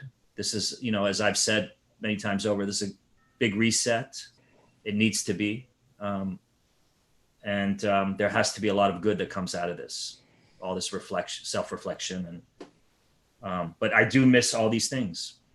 I'm a wanderlust, you know. I need to travel. I need to experience cultures through the food that I eat, the meals that I share with interesting people that I've met in my travels around the world. It's quite a thing to have all of that taken away from you like that, like everything at once, with no, like, it would be one thing if somebody said, okay, you know, in a year on this date, you're going to go right back to everything that you wanted to do, that you were doing before. But the fact that nobody knows, that's, I think, what has tripped a lot of people up. And I have friends that are having a real tough time coping with that. Yeah. You know? That's a good point. I didn't even think about that. I mean, just the fact of appreciating what we do for a living is such a deep thing. Because, you know, how many times have you guys ever heard your DJ friends who've been like on tour all year round and they're like, oh, I'm going to take a 1 month break from gigs and be on vacation. And it's like, on vacation from what? You know what I mean? Like, I get it. We all need a break, but it's totally. Yeah, but it's like, no dude, taking this shit for granted again. I love, like, I keep thinking we're somewhere else. Yeah, I keep thinking of Matthew Deer's somewhere else. Matthew Deer's post from, like, I don't know, 2 months ago or something like that, maybe even 3 months ago, where he's like, I'll take the shittiest gig right now. No questions asked, you know, like, just to be in that environment again where we feel complete. Because a lot of people don't understand, like, the sacrifices that we've made to do what we do because we love it, and it encompasses every aspect of our lives. You know, we are what we do and what we have done all these years. And to have that taken away from you to a degree. I mean, we could still make music and stream and things like that, but to have that taken away from you has been very hard to adjust to. Yeah. Depending on the person. Totally. So, David, before you tell us about your three things, I wanted to ask Mo, was it hard for you to find your place in the family again? Was it awkward at some points? Was it like, hi, did you even feel guilty a little bit? Like, hi, I'm back. I can only compare that a little bit with the house I'm living in. I had no idea the neighbors all know each other. It's kind of, I mean, it's a little bit a different thing, you know? And suddenly I'm here and I'm like, hi neighbors, I'm here now. You have to deal with me now because I usually wasn't here, but now I'm here. So I feel a little bit like I'm only dealing with you guys now because I don't have anything else to do. Well, I think for the most part, everyone's been incredibly appreciative to have me back around. I didn't realize how missed I was from being around my family and how happy they were just to have me. But at the same time, you know, that thing where people say distance makes the heart grow fonder. And I know we usually just apply that to the people we're in relationships with. But that also applies to your family members and people who you're close with. Of course, I always got along with everybody around me because I'm not home all the time. And when I am home, it's like a special occasion and everyone's happy. And that being home every single day and around people every day in their face took a little bit of adjustment to be like, you know, get that relationship dynamic back in order. Right. So that's been certainly, but I think more than anything from what I was saying earlier, just reflecting back on it, was me just taking a moment and stopping to realize how much of everyone that I love, how much of their lives I've missed. You know what I mean? Not necessarily them missing me, but me not being around during such absolutely crucial and key moments in other people's lives. Right. You know what I mean? Because everybody else in our family was there, and it was just me who was out, you know, at some dungeon in Berlin partying, you know, for God knows how many days. You know what I mean? So that really brought things into perspective on how much we sacrifice. And, you know, I'm grateful to even have family to lose that, because there's many of us who don't have that kind of relationships or those kinds of family members. And sometimes the people at the club and the people at the party are your family. And those are the people that you're going to spend time with. But to divide them was just something that it really put things into perspective for me. That's exactly right. I mean, the notion of family within our industry is, I think, an important one that we all miss. Have you guys... Wait, David. Oh, yeah. Oh, what was it? 3 revelations? Yeah. Well, I'd say one of the big ones for me is my health. I've been losing weight and eating pretty good, and I've lost 35 pounds. So, or 15, congrats. 15 kilos. Yeah, man, like honestly being home and cooking my own meals, like not eating out. I go for walks every day. I'm walking like every day now, and going to sleep early, waking up early. Like, damn, I actually really enjoy it. You know, I never thought I would. Like what Mo was saying is like you get used to this certain this routine of of not having a schedule where you just like you wake up early, you stay up late, you go to sleep at random times. And now I'm like going to sleep at early for me, like 9:30, 10 p.m. I'm up at like 5 or 6 in the morning and I'm like ready to get the day going. So like I like that routine now, and I feel better, and it makes me healthier. It makes me want to be healthy. And then seeing my weight loss is also motivating me as well. You know, like I still have a long way to go. I'm still big, but damn, like I never thought 6 months ago that I would be at this weight, especially during all this shit. You know what I mean? Because you remember in the beginning of lockdown, it was like everyone was just eating everything and making bread and shit. Uber Eats.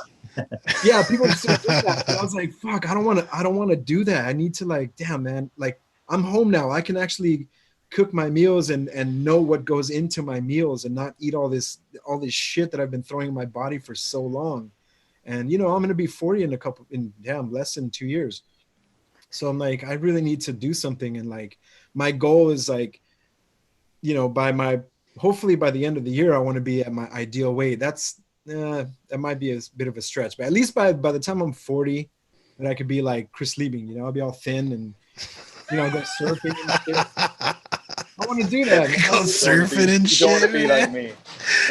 Man, you can be big and surf. It's all good. I'm not a very active person, but I know that if I'm like more fit and thin, that I would be more active. Like now it's hard.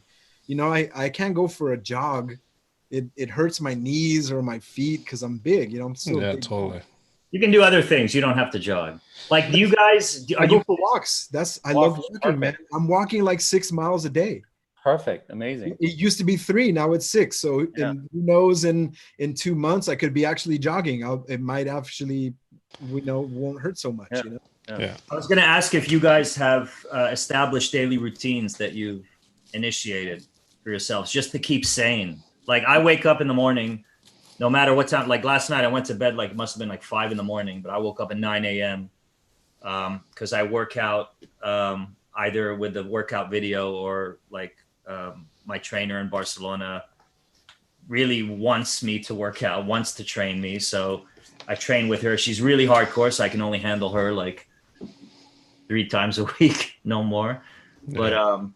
But that sets the tone for the rest of my day. Like once I do that, I feel a sense of accomplishment, and I can kind of tackle after I've had my coffee. I can tackle pretty much everything, and I find that I have this like crazy energy. Of course, we have our moments. I think we all do, where we sit around and we think about where we are and the future of our industry, and we're sitting in the studio trying to work on a song, and all those thoughts come creeping in, and we're trying to push that out so we can be creative. But it's I think for everyone, including us, everyone should know it's a daily struggle, but it begins with establishing or going back to the kind of routines that we had imposed on us, maybe. And like I noticed that too, like especially now when I wake up, I get up pretty early, but the first thing I do is I go for a walk, and that's like almost better than caffeine. I never thought before. I used to be like, it's bullshit, because I just wasn't a very active person. So I go for the walk. I go for my walk in the morning, and I like to do it early too, because before it gets hot out. Take a beer with you? Are you drinking? Here's the thing: I've lost all this weight, and I still drink beer as I normally do. So I must be doing okay, And I'm not drinking. I'm not drinking tons of beer. People probably think that, but I still drink like at least 2 beers a day or something. But I don't think the beers are the problem. Like if you're eating Big Macs all day and drinking beer on top of that, then that's exactly. But I used to tell myself that beer might be the problem, and there's still going to be people that are going to say, well, yeah, beer has a lot of calories, which I'm sure they do, but beer is like that's my ritual, man. Like you're drinking craft beer. You're drinking good beer. Yeah, it's it's all organic, man. And it's quality. It's like I'm baking and eating good bread. I'm not buying commercial bread anymore. Exactly. I went to a restaurant with my friends last week, and they brought out some bread, and I can't help now because I'm fucking baking bread all the time. I can't help but dissect the bread that they're putting, and it was the worst bread, and I could look at it and tell that it was made in an industrial way with just the worst shit, and I didn't touch it.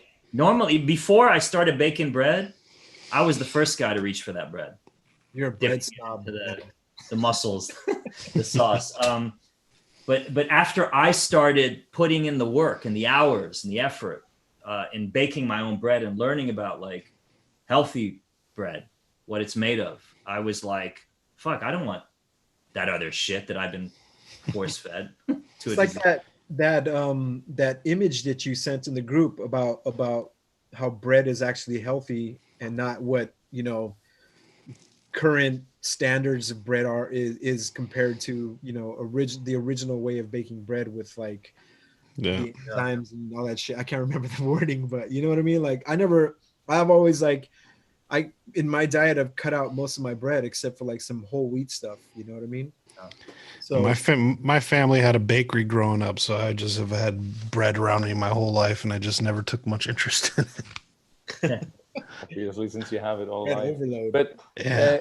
I mean, Mo, you've mentioned that before. I think we're all creatures who need a certain routine in our life, and I've realized that very, very much during that lockdown too. I also have my morning routine. I don't want to really go into details, but I actually sleep in. Does any one of you set an alarm clock in the morning at this time? I don't need one. I have like a 3-year-old the alarm sun, clock right. that wakes me up. I wake up every day at like the same time with no alarm clock. Yeah.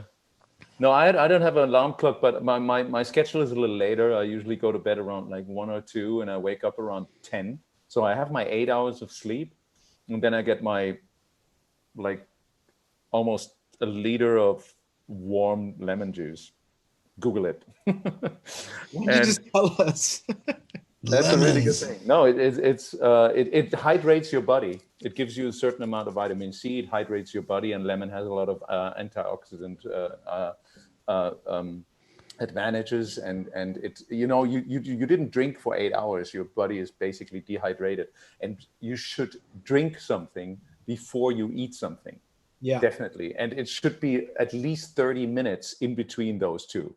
So what I came to this routine that I get up, I'll do my juice, my lemon, and then I do a kind of a morning salutation routine, and then I prepare my muesli or whatever I have for breakfast, and then I go for at least a half an hour run.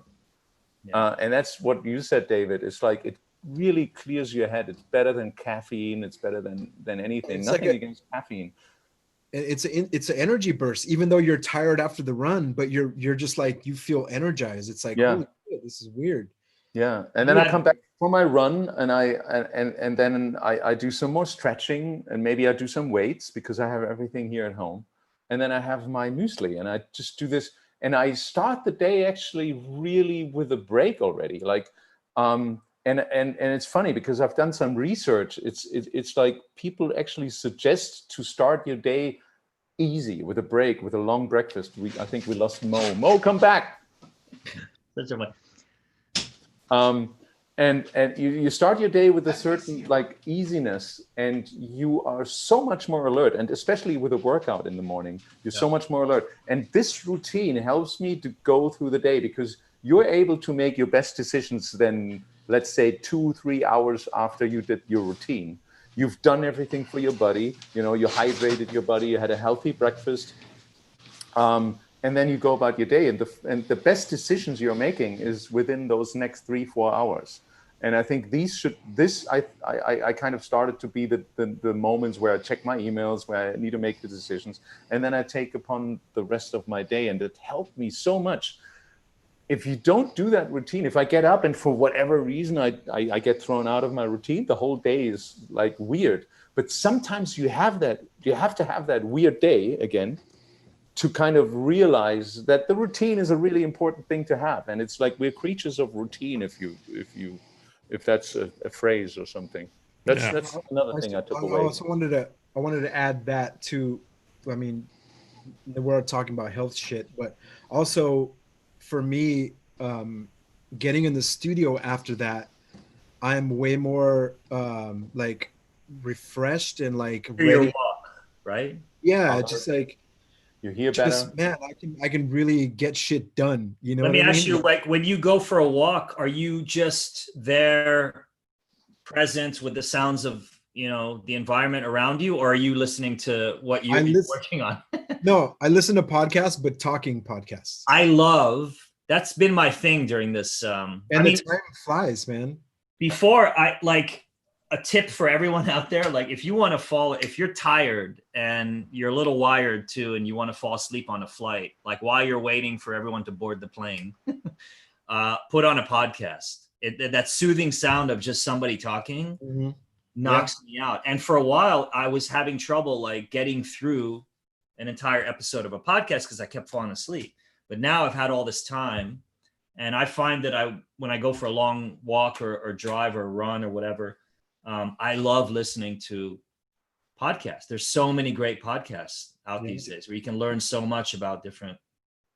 You know. Granted, I listen to some silly comedy podcasts, but that it helps me feel better because people are laughing and they're telling jokes, and I'm like out for a walk in the morning and just like this burst of energy from laughing and making me happy. Great. Like, oh man, this is great. I'm ready to go, you know? I've also, people for years have been telling me about like what's called intermittent fasting, which you eat for a block of time and then nothing. You know, I've been meaning to ask this actually. Yeah. Does sleeping count as a part of that? Sleeping? Yeah. Yeah, it does. So basically, like I try to eat dinner around 8 o'clock, and then I'll have my next meal at like noon or 1 o'clock in the afternoon the next day. So I skip breakfast because why do you have to have 3 meals a day? I don't. Who came up with that rule? I've heard there's no. I couldn't find anybody like why do we have to have 3 meals? Who told us we have to have 3 meals a day? We should just literally eat when we're hungry, but we should also give our bodies a break from digestion so it could focus on other things. For years, I've been wanting to do it, and I'm not trying to say that everyone should do it, but I find that I have way more energy, which is why I end up going to bed at 5 a.m. instead of like a reasonable hour every night. And that's another thing too. It's like, oh, everyone's probably tired of hearing DJs and Health episode or whatever, but it's like DJs and Health. DJs and Health. Oh, DJs and Health. Cheers to that. Beer.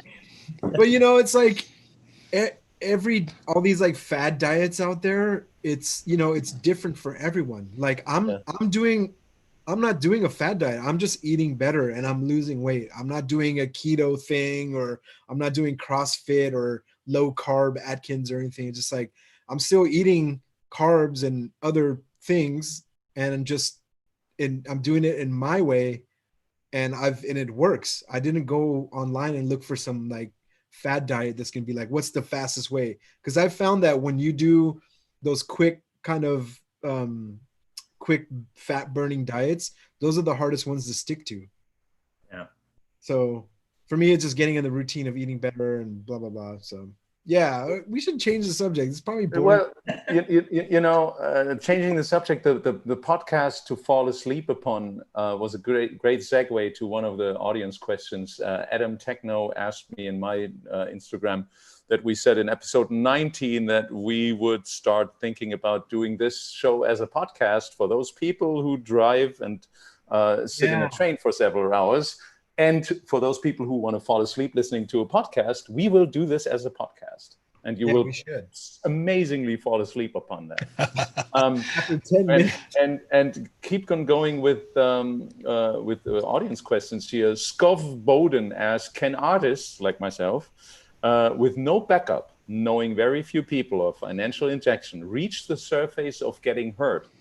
To be more specific, can you get two places I would have, just by releasing music on your own? Seems like cash injection is the way to go nowadays. What? I didn't understand the question. What's the question? Well, the question is, can you, with no backup, like knowing people in the business and industry or financial injection, get somewhere, have a career? If your music is dope, of course. If your music. Well, but are you going to be? Are you going to get hurt? Is that the right way to say it? It seems to be getting more and more difficult as time goes on, but I mean, in a lot of ways, that's exactly what we did. I mean, specifically me and David as well. I mean, we never had huge releases on massive big labels. We just kind of put on our own music and did our own thing and kind of just found our way that way. I mean, it's bound to be easier. Back when I started, you had to have enough money to have the hardware, because we didn't have the software back then. You had to have the hardware. Or access to studios. So you needed money for the big studios or for the hardware. And then you needed money to press the vinyl. And then you had to do the physical work of getting the vinyl into the right hands, shipping, faxing. All of that is digitized these days. Like, So quick answer is yes. You can get somewhere. I think the digitized part is also what's made the market so incredibly saturated, which also makes it more difficult to cut through because there's more noise to be heard from. I think back in the days there was less people doing it, and I think if you put the work in and a lot of physical work was required, you could get heard. But these days it's becoming more and more difficult because you're essentially just another person standing in a sea of other people just going like this with your hands. Look at me, look at me, look at me, look at me. Holding their demo. Yeah, Please. and it's difficult, but I mean it happens. There's plenty of artists. You guys get messages from people wanting you to listen to their DJ mixes Every single day. Have you ever listened to someone's DJ mix?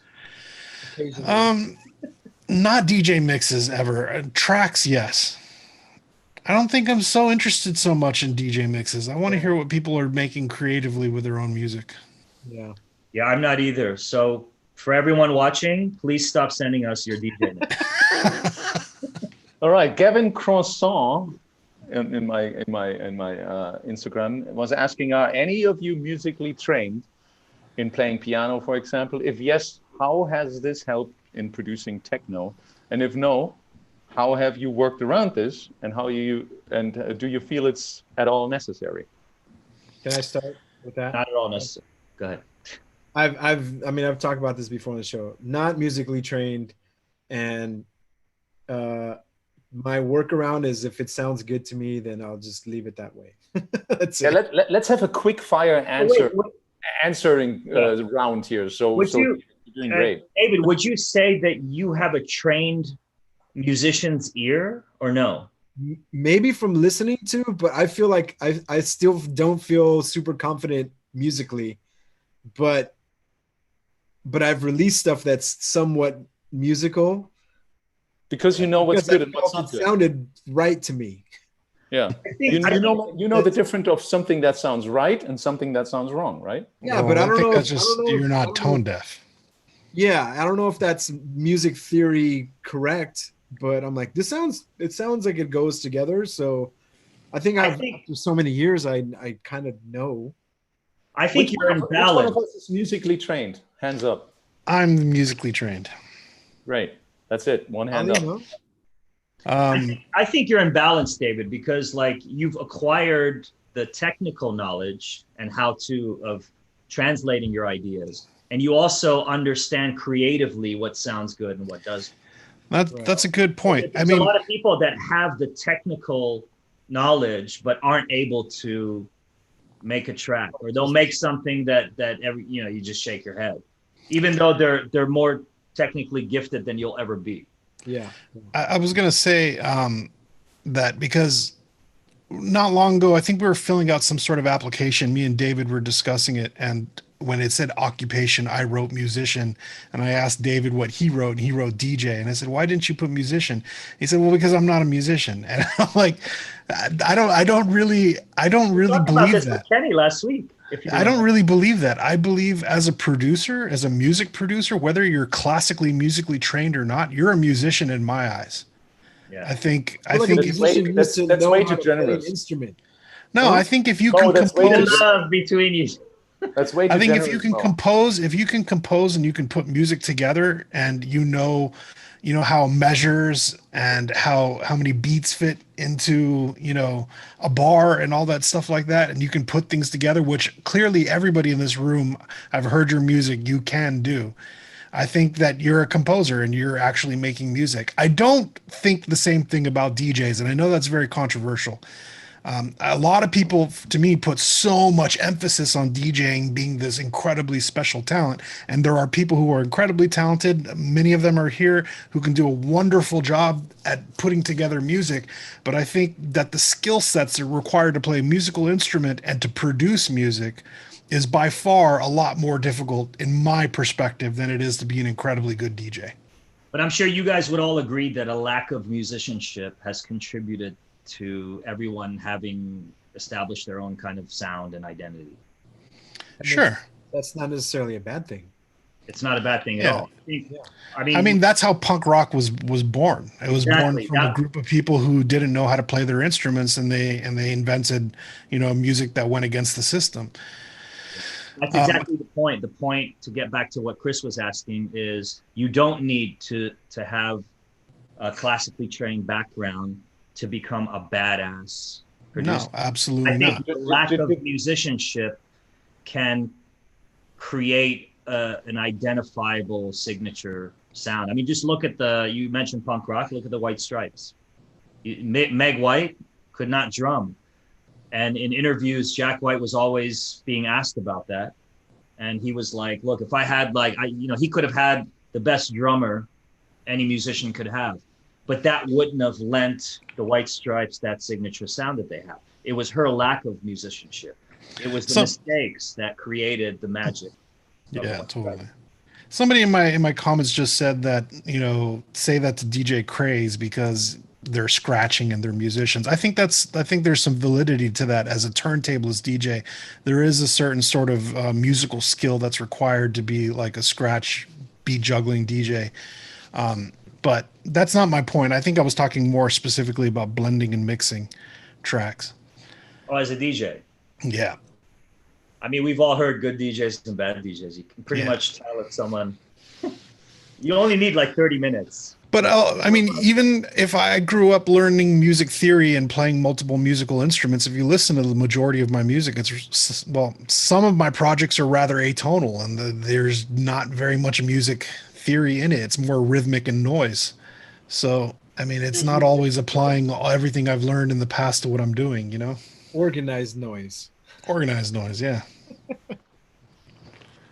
Chris, did you ever take a music lesson, piano or anything? Nope, never. And I still don't call myself a musician. And I would fill in the same thing, the same way that I'm trying to find my Well, what about filling in as occupation producer instead of DJ? I don't know. I'm not even. Semantics. I mean, they don't really. Do they matter? Where's my charger? I'm running out of fuel here. I think I left my charger in my streaming thing on. Check next to your beer. You look like you're in panic mode. I'm not in panic mode. All right, next quick fire up question.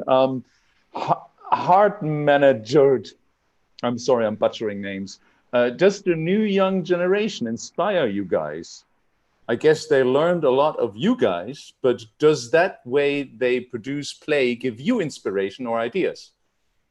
And he's adding, not saying that you guys are old, of course. We are old.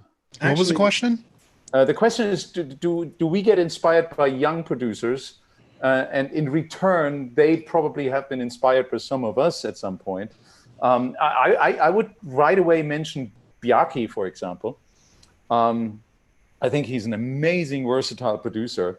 And he's inspiring me. Every day I hear stuff of him. And when I talk to him, he's basically telling me, dude, everything, I grew up with Stigmata. I love that stuff. And I'm just like, man, you're my inspiration. You are my inspiration. It just works the other way around. It's like, you're a total different ball game guy. I still consider Bjarki as a young producer, but there's way more, a lot of other young producers. There's one in England whose birthday today, Frankie Bromley, you're watching, happy birthday. He's a very young producer, and he keeps sending me stuff that is so insanely good. He's just turning 19 today, I guess. Wow, 19. Yeah, and it is so amazing to see. And to answer, you guys need to quickly answer that question too. But to answer that question to hard-mongered really quickly from my end is like, oh yeah, fuck yeah, I'll get my ass kicked of young producers. If it wasn't for young producers, we would be getting lazy, maybe even. Totally. So I was gonna jump in and say kind of the same thing because I've been getting sent demos for so long, and there's these new producers now that I'm working with my label because before Truncate I never released any other artists except for remixes. So what I've done now is I opened the label to other artists, and I got like Hertz Collision, Black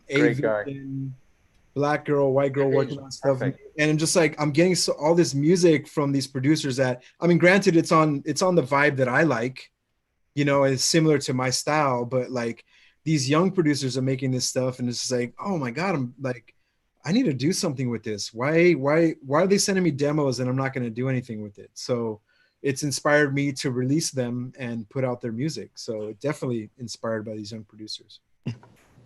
Totally. No, they just piss me off.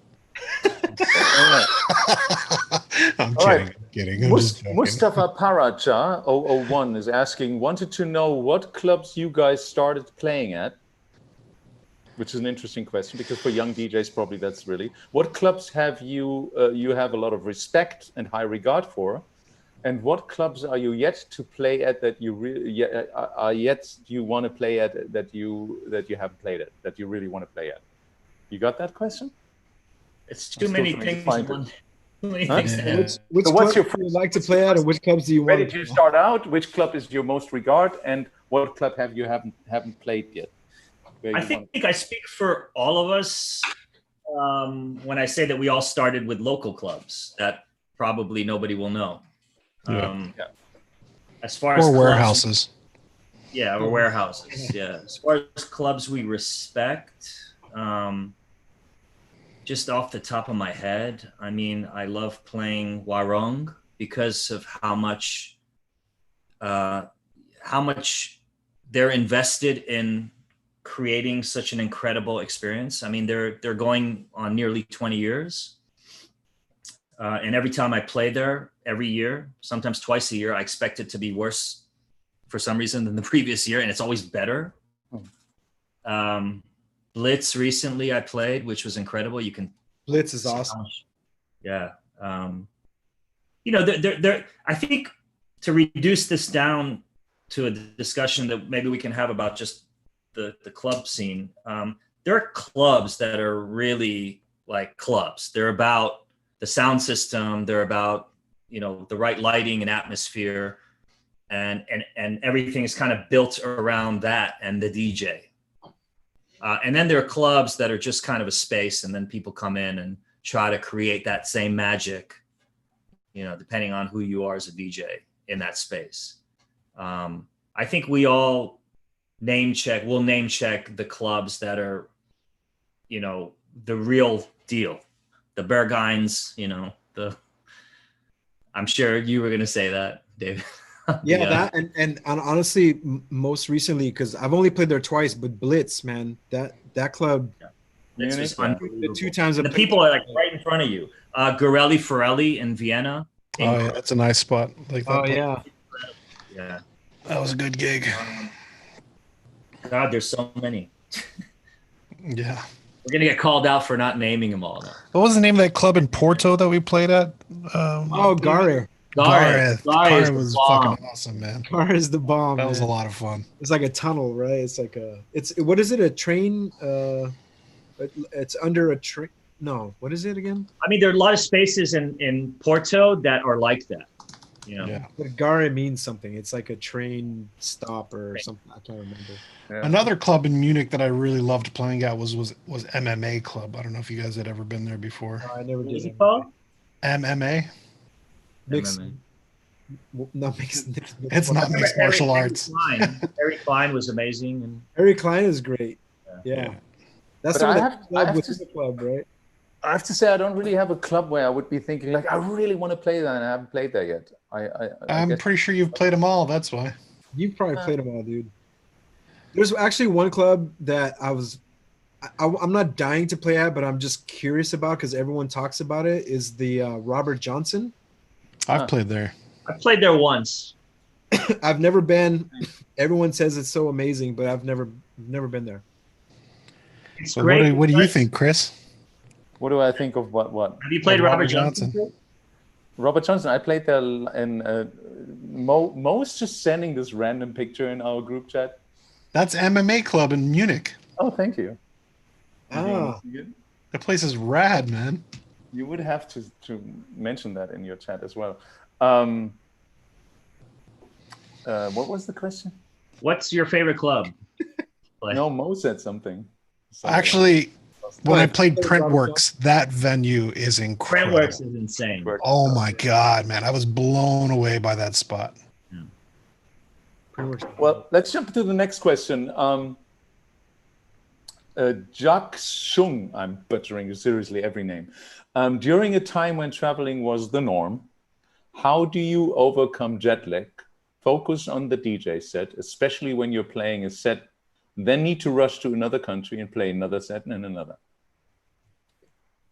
It's not my idea of a good time, but No, like there's How do no you focus? How do you overcome the jet lag? How do you do things? alcohol.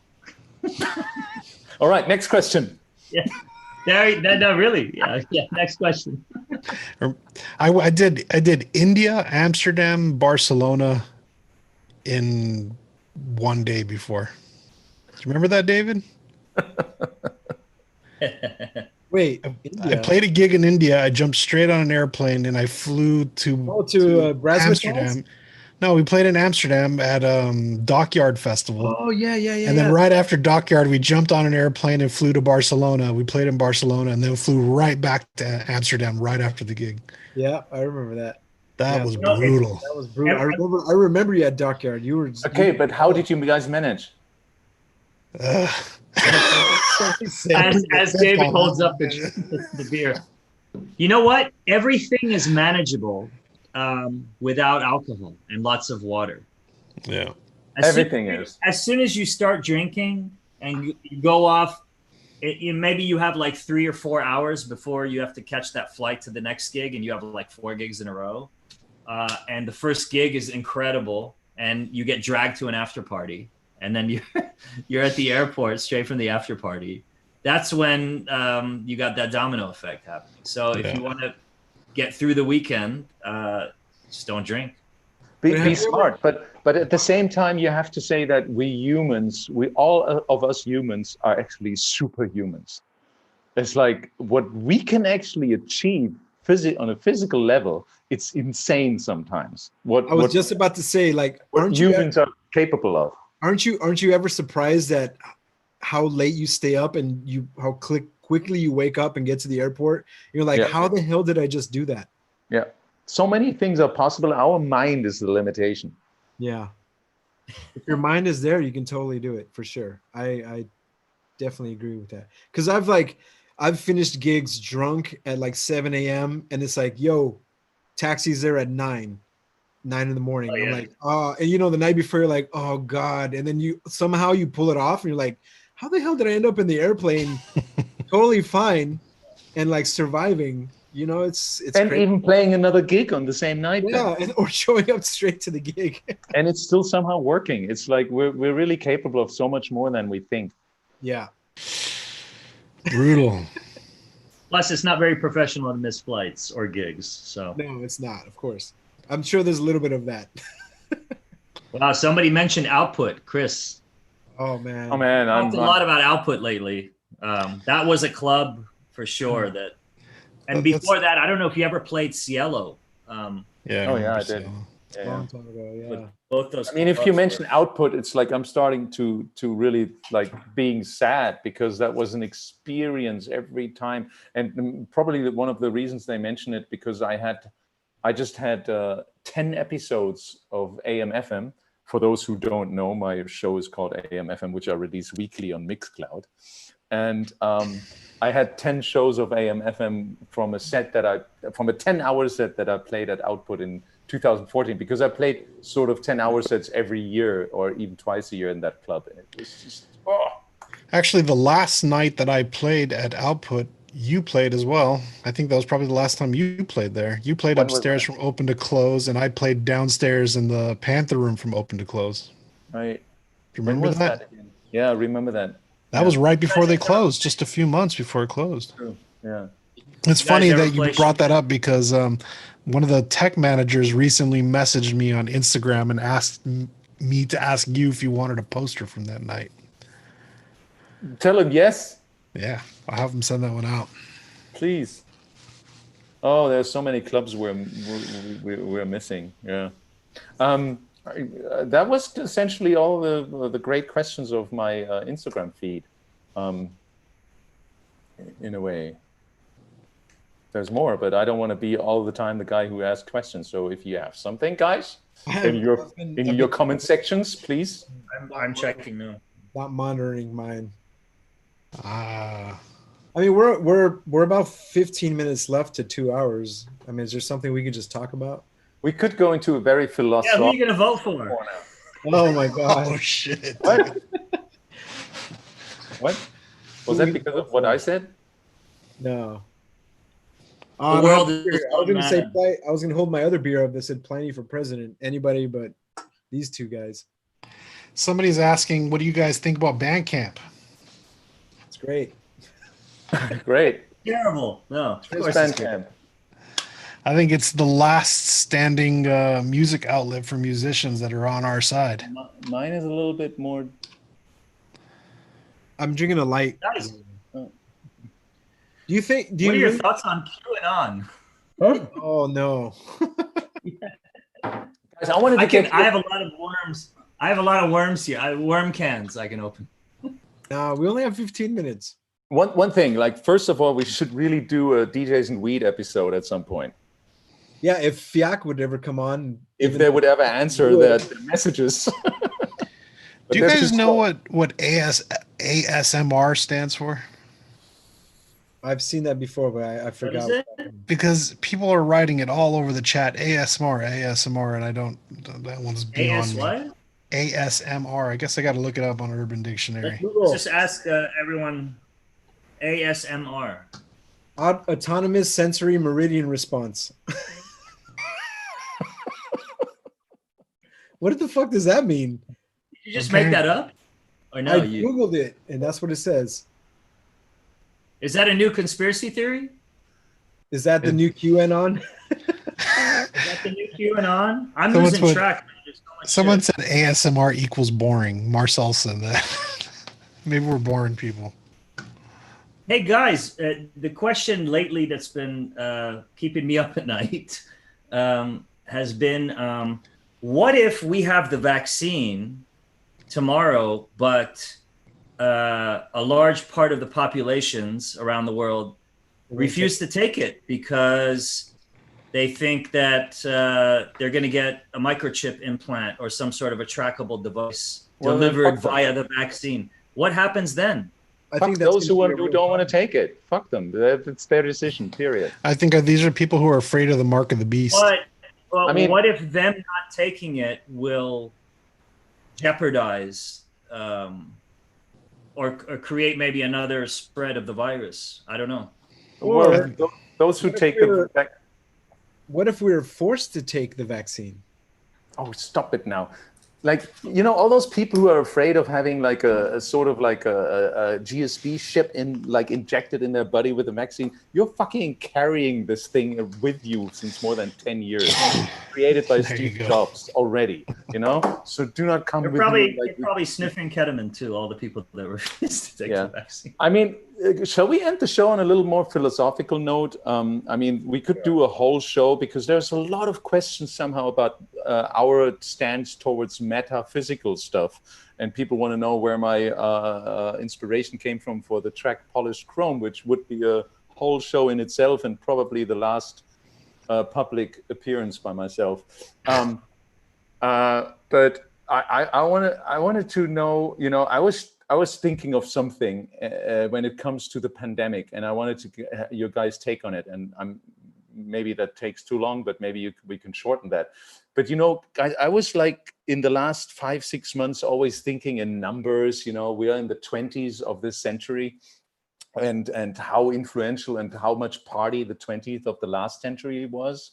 And that essentially the 20th of the 20th century, like 1920, which was kind of the party age, I would say, the high times in Berlin, probably one of the craziest times you've ever had in Berlin.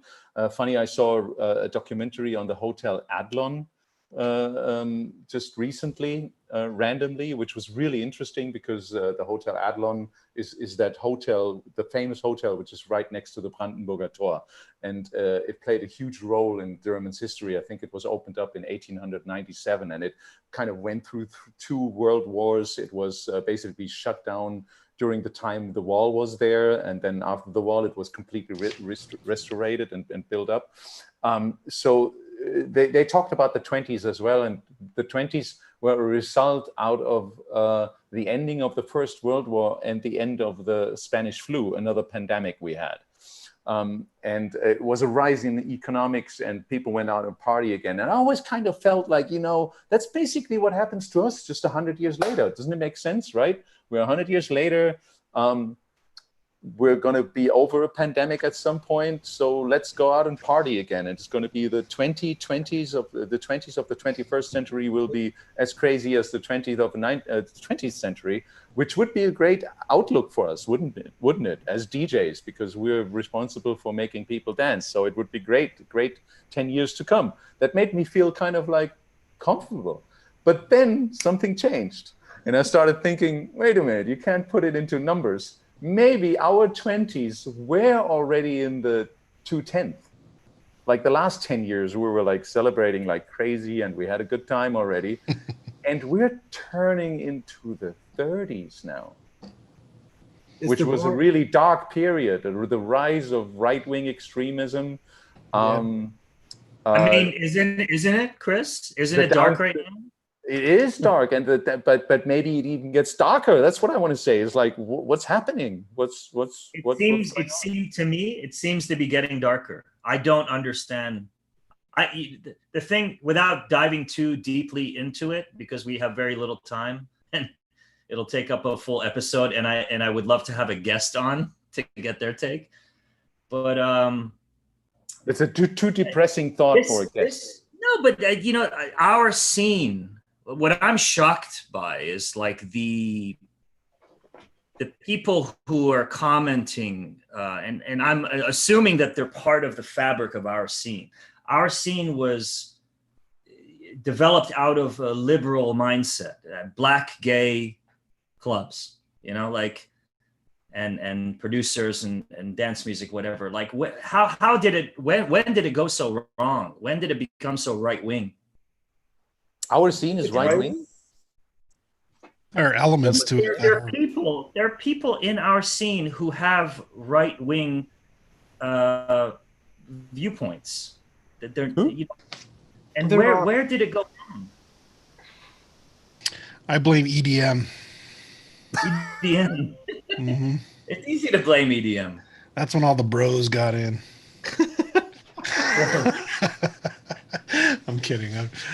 I don't know. Like, how can you be into techno, into dance music? Techno is fucking political. How can you be into all that and be right wing? I think it was a certain point when people got into the music that didn't know the history of the music, where that's when it hit this popular culture. Yeah, absolutely. David's on it. Like, I don't know what the fuck this is, but it's great. I love it. But they don't know the history behind it. Whereas like people that have known it from the 80s and the early 90s were like, this music came from Black, gay, Latino culture. And like, I think anytime a scene is small and you're a part of it, you're part of that bubble, you know where its birthplace is, you know where it comes from, you know what it stands for, you know where you want to take it. And that bubble grows and grows and grows. And as you grow, you start to accumulate more and more fans. And the bigger something gets, you start to attract a certain group of people who are not all in it for the exact same reasons that you were or what the music actually stood for in the first place.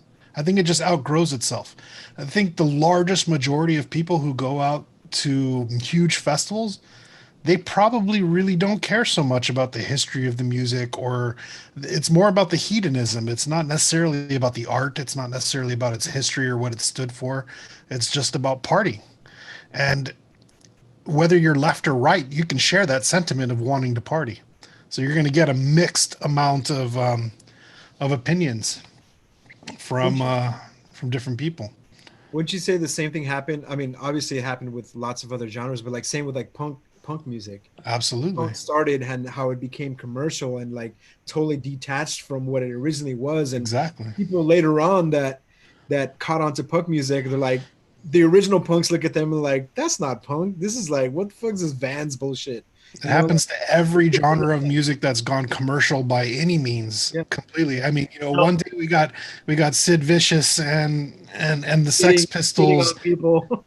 all about anarchy, and the next thing you know, you have Blink 182 Yeah. singing ballads on a Jeep commercial.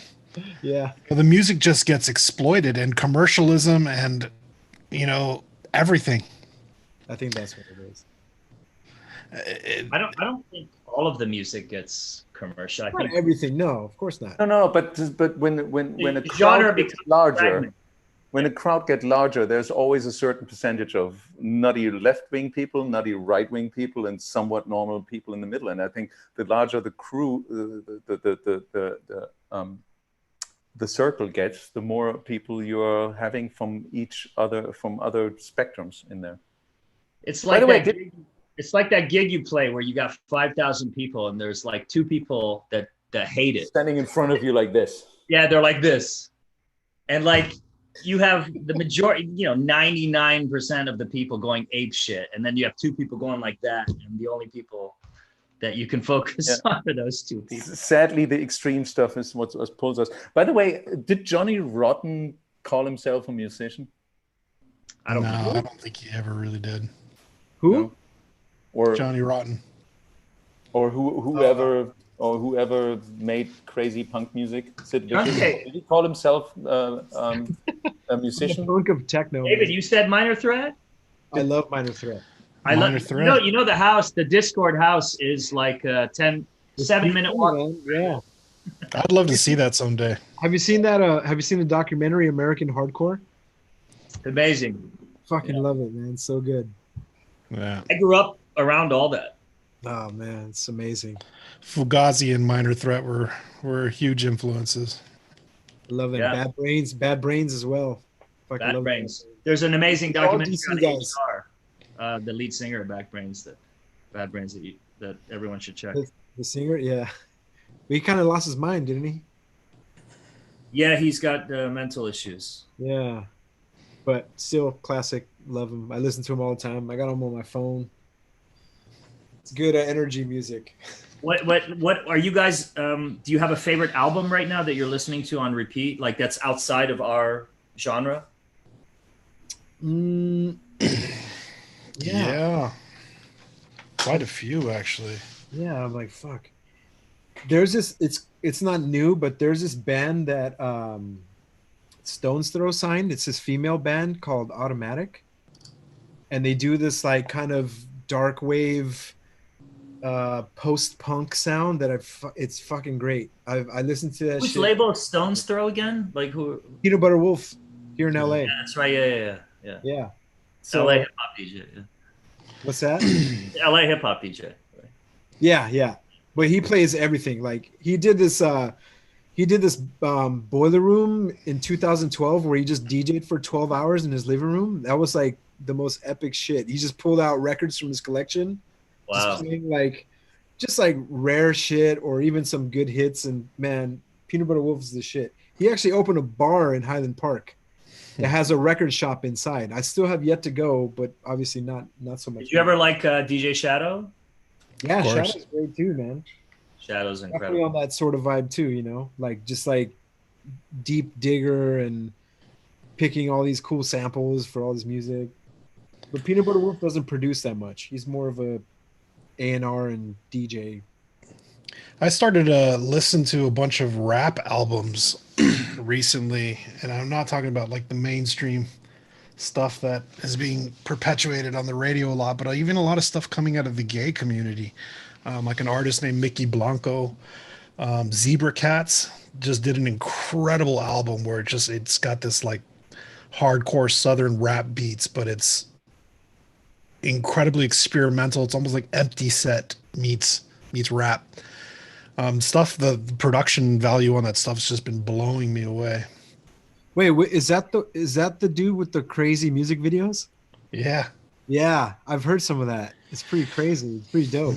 Run the Jewels out of Atlanta, their latest album blew my mind. I mean, there's a lot of great stuff coming out if you just dig a little bit deeper beneath the surface. I discovered a couple of bands watching this documentary on the krautrock scene. I can't remember who made the doc, but there was 2 bands profiled in there that I'd never heard of before that are amazing. One's called Dive with 2 eyes. And their song for everyone that wants to get into that group, I think it's called Blankenship. It's one of the most incredible alternative songs I've ever heard in my life. And then there's another band kind of in the same genre that over the years their sound evolved and they became more techno. They're from Chile, Santiago. They're called Folaxoid. And it's really interesting to don't listen to their newest album, but listen to the previous albums one by one. And then the latest album is something, you know, we could all play, but it's really kind of trippy and more listening. Chris, you would love it. Great. It's more of a listening techno. That would be great.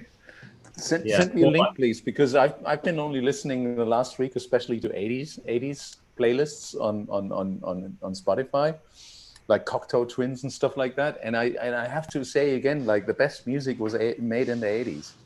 It was such an extremely inspiring decade, especially when it comes to technology meets a lot of knowledge of music, and bow.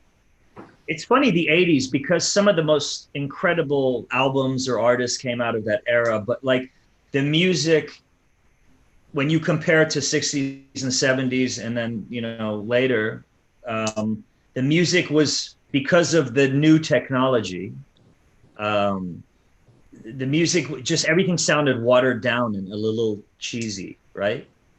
Like a little fluffy. Well, with that, like with everything, like the end of disco era, raw, stuff like that, it just happens. Why do you think that happened? What was it? Because I mean, you had some of this technology around in the 70s. Why was, even when they were using, you know, the early synthesizers in the 70s and stuff, everything was still super raw. Like the recording, the way they recorded bands and artists and albums and things like that, it was just so raw.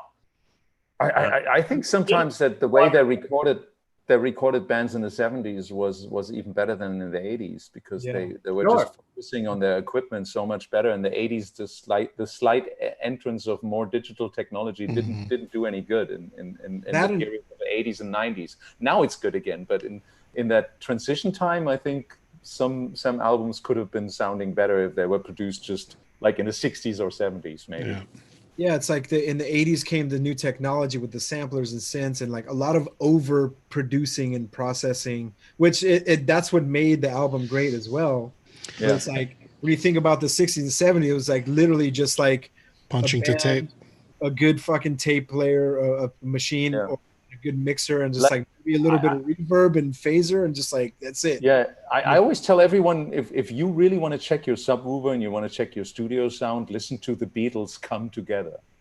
Like the track Come Together by the Beatles, produced, like if you find a file that is like a lossless file of that track, I mean, the bass in this track is so incredibly amazing. And that's done in end of the 60s, you know, in a perfect, amazingly laid out studio with absolutely fine-tuned equipment, handmade.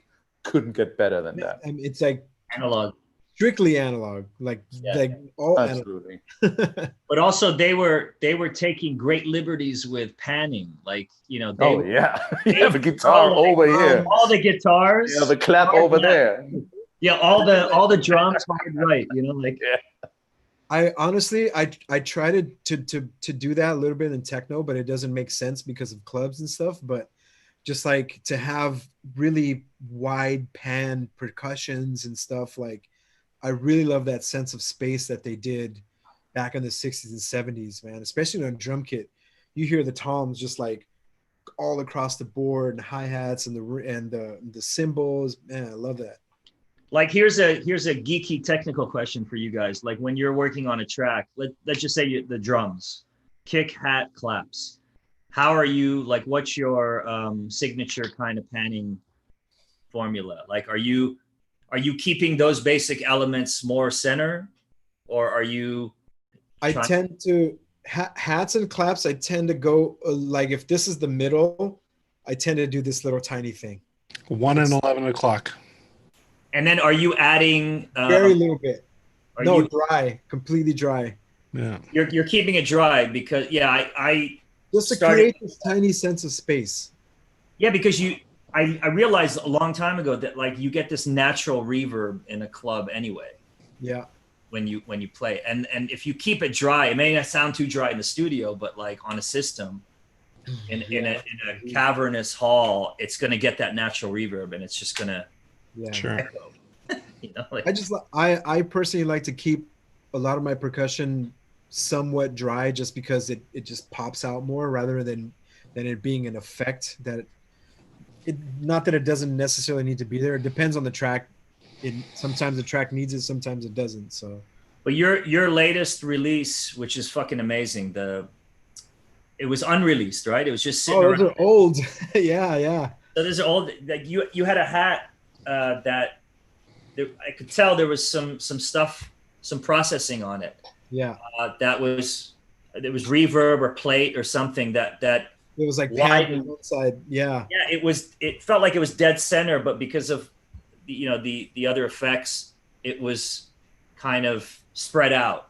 Yeah. Yeah, it's just when you start, especially with the return channels, if you start like panning, even if you pan, so like let's say, God, this might be a bit too nerdy or technical for a lot of people, but so if you get a hi-hat that's panned left, and then you get the return reverb and pan it right, it creates this crazy space where you're just like, wait, what the hell is going on? Yeah. I like doing that shit, even if it's a little bit.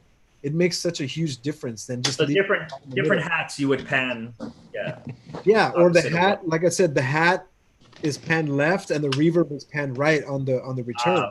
And you turn up that send channel and just like you're like, whoa, this is weird. I like doing that shit. Guys, our comment section is kind of exploding when we talk about shit like that. You know, I would say. Wait, shameless plug. Go ahead. Look at that. He's got a. Released Mo, wait a minute. Mo, you've released a new album this week, right? Yeah, I did. So let's show us. Come on, show us about it. I printed it on cassette tape because why not have something physical to hold on to? It's dope. Why a new Hypoxia record. I'm sorry, what was that? Why cassette and not CD?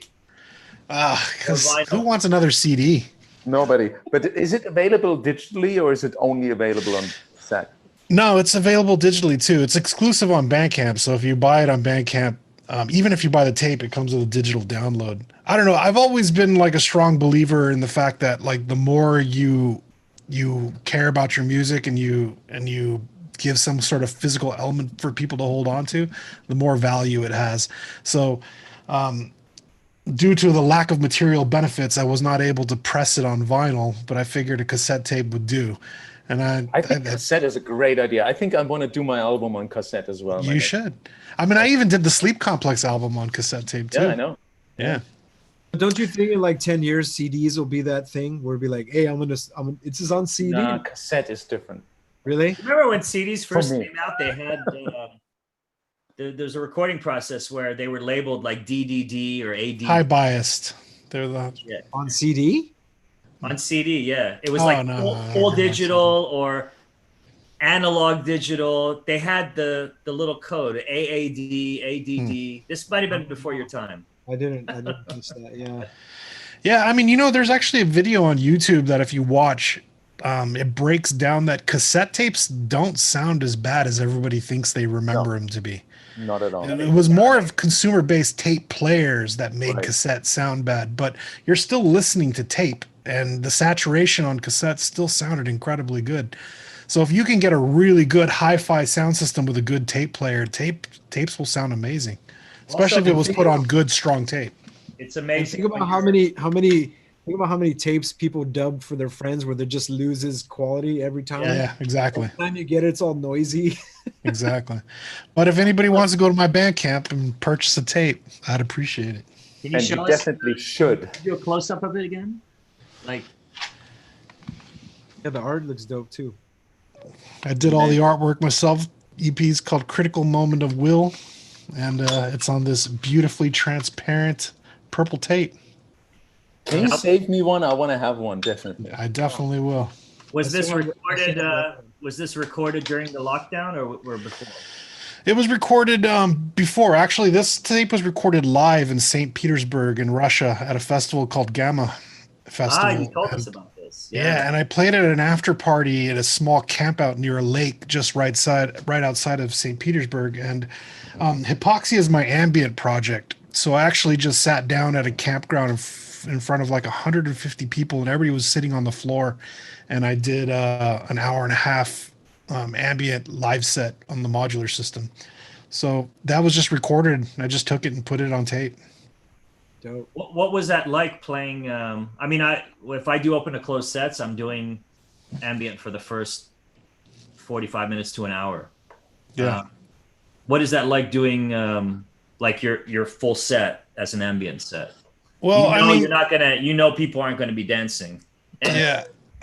Well, I mean, I've been fortunate with this Hypoxia project to play a number of different kind of experimental music festivals and gigs where the curation of the lineup is mostly ambient performances or experimental artists. And I really thoroughly enjoy playing those because you get your allotted time slot. There is never this pressure of trying to please the crowd or play for the crowd or read the room. You're simply just expressing yourself artistically in front of a group of people. And if the environment is set up right and you're playing, and I mean, if you listen to the Hypoxia tracks that I do on a loud sound system, I hit some incredibly low frequencies in bass. So if there's an incredibly good sound system, it'll rattle your ribs. And ambient music takes on a completely new level at that kind of volume and that kind of an experience. And, I appreciate people sitting on the floor and just kind of going through a mental mind trip, I remember old DJ named Mixmaster Morris used to do a lot of these kinds of sets on the early rave scene. Yeah. And a lot of crazy remixes. Amazing. Yeah. This is the 5th Hypoxia release I've done, so the whole back catalog is on my Bandcamp page. Awesome. Guys, yeah, and David, you're right. We have a funny phenomenon right now that on at least my YouTube channel or on all of our YouTube channels, we only see one person and not everyone. We're all back now. I think Justin in the background did something. Guys, I'm just throwing this out there, but we're touching so many subjects, which I would be so curious to talk to you about more. And here we go. You guys ready? No. I'm just throwing this out there. How about a DJs and Beer episode that lasts a whole night?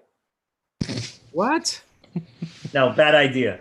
Like we do a 10-hour episode, a 10 or 12-hour episode. And then have like multiple guests. We just get guests in whenever we call people when we're sick and tired, and we just like have other people talk, and we just let it run all the time. We just like anyone out there who's still willing to type in comments, can you tell us what you think about that? DJs and Beers marathon episode?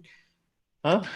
I'm going to take a shower in the middle of the set and come back in the room with a towel around my neck. You go and get something to eat. You come back. What if I take the laptop to my bed and just take a nap? Anything. Yes, let's say like anything is allowed. Anything is allowed. We could even cook. He could bake a bread while we're doing the show. I could do that, but then, Chris, we're veering dangerously into a reality show territory. Yeah. But isn't that the next logical step for us? No. Logical is a really tough word. I don't know about Germany, but we in America are already in living a fucking reality show. No. Let's take away that reality show aspect. Let's talk about what David just started to touch on with his panning his hi-hat to the right and doing the reverb effect to the left. I mean, that's great. That's a great tip. I could start talking about side chaining right now with a hi-hat. We could go so deep into so many aspects. Actually, we could talk about the music of various decades in a really more in-depth manner. We could actually, if we really wanted to, curate Spotify playlists with all the music that we talk on each show, so people can actually listen back to them. But we should actually. that would be great, but how many people would actually stay tuned in? That's the thing. At some point in the show, we'll all do a DMT trip and just it'll only last for 15 minutes, but it'll be fun. I want to do DMT and listen to your hypoxia. Hey, album. I look at the comments and I only see positive feedback. Let's go do it. Yes, please. Of course, go. Yes. Yeah, yes, they say yes, yes, but they'll tune in for 2 hours and they'll be like, all right, I gotta go to bed. I'm down for DMT. DMT, love it. Do it. Spotify playlist. Yes, DMT. Where do you get DMT? Like, does your local dealer? I don't know. I've never done it. I'm pretty sure I know who to ask to get it though. I know where to get it. Right, can you send everyone the number? Yeah, but he's a local guy. I don't know if you could mail it somehow or. Can you do mail order DMT or no? No. I know people do it. Yeah, they actually they have DMT in like vape pens now. Didn't somebody die recently of taking the wrong DMT? Or Can we finish the show on a high note and not talking about people dying again?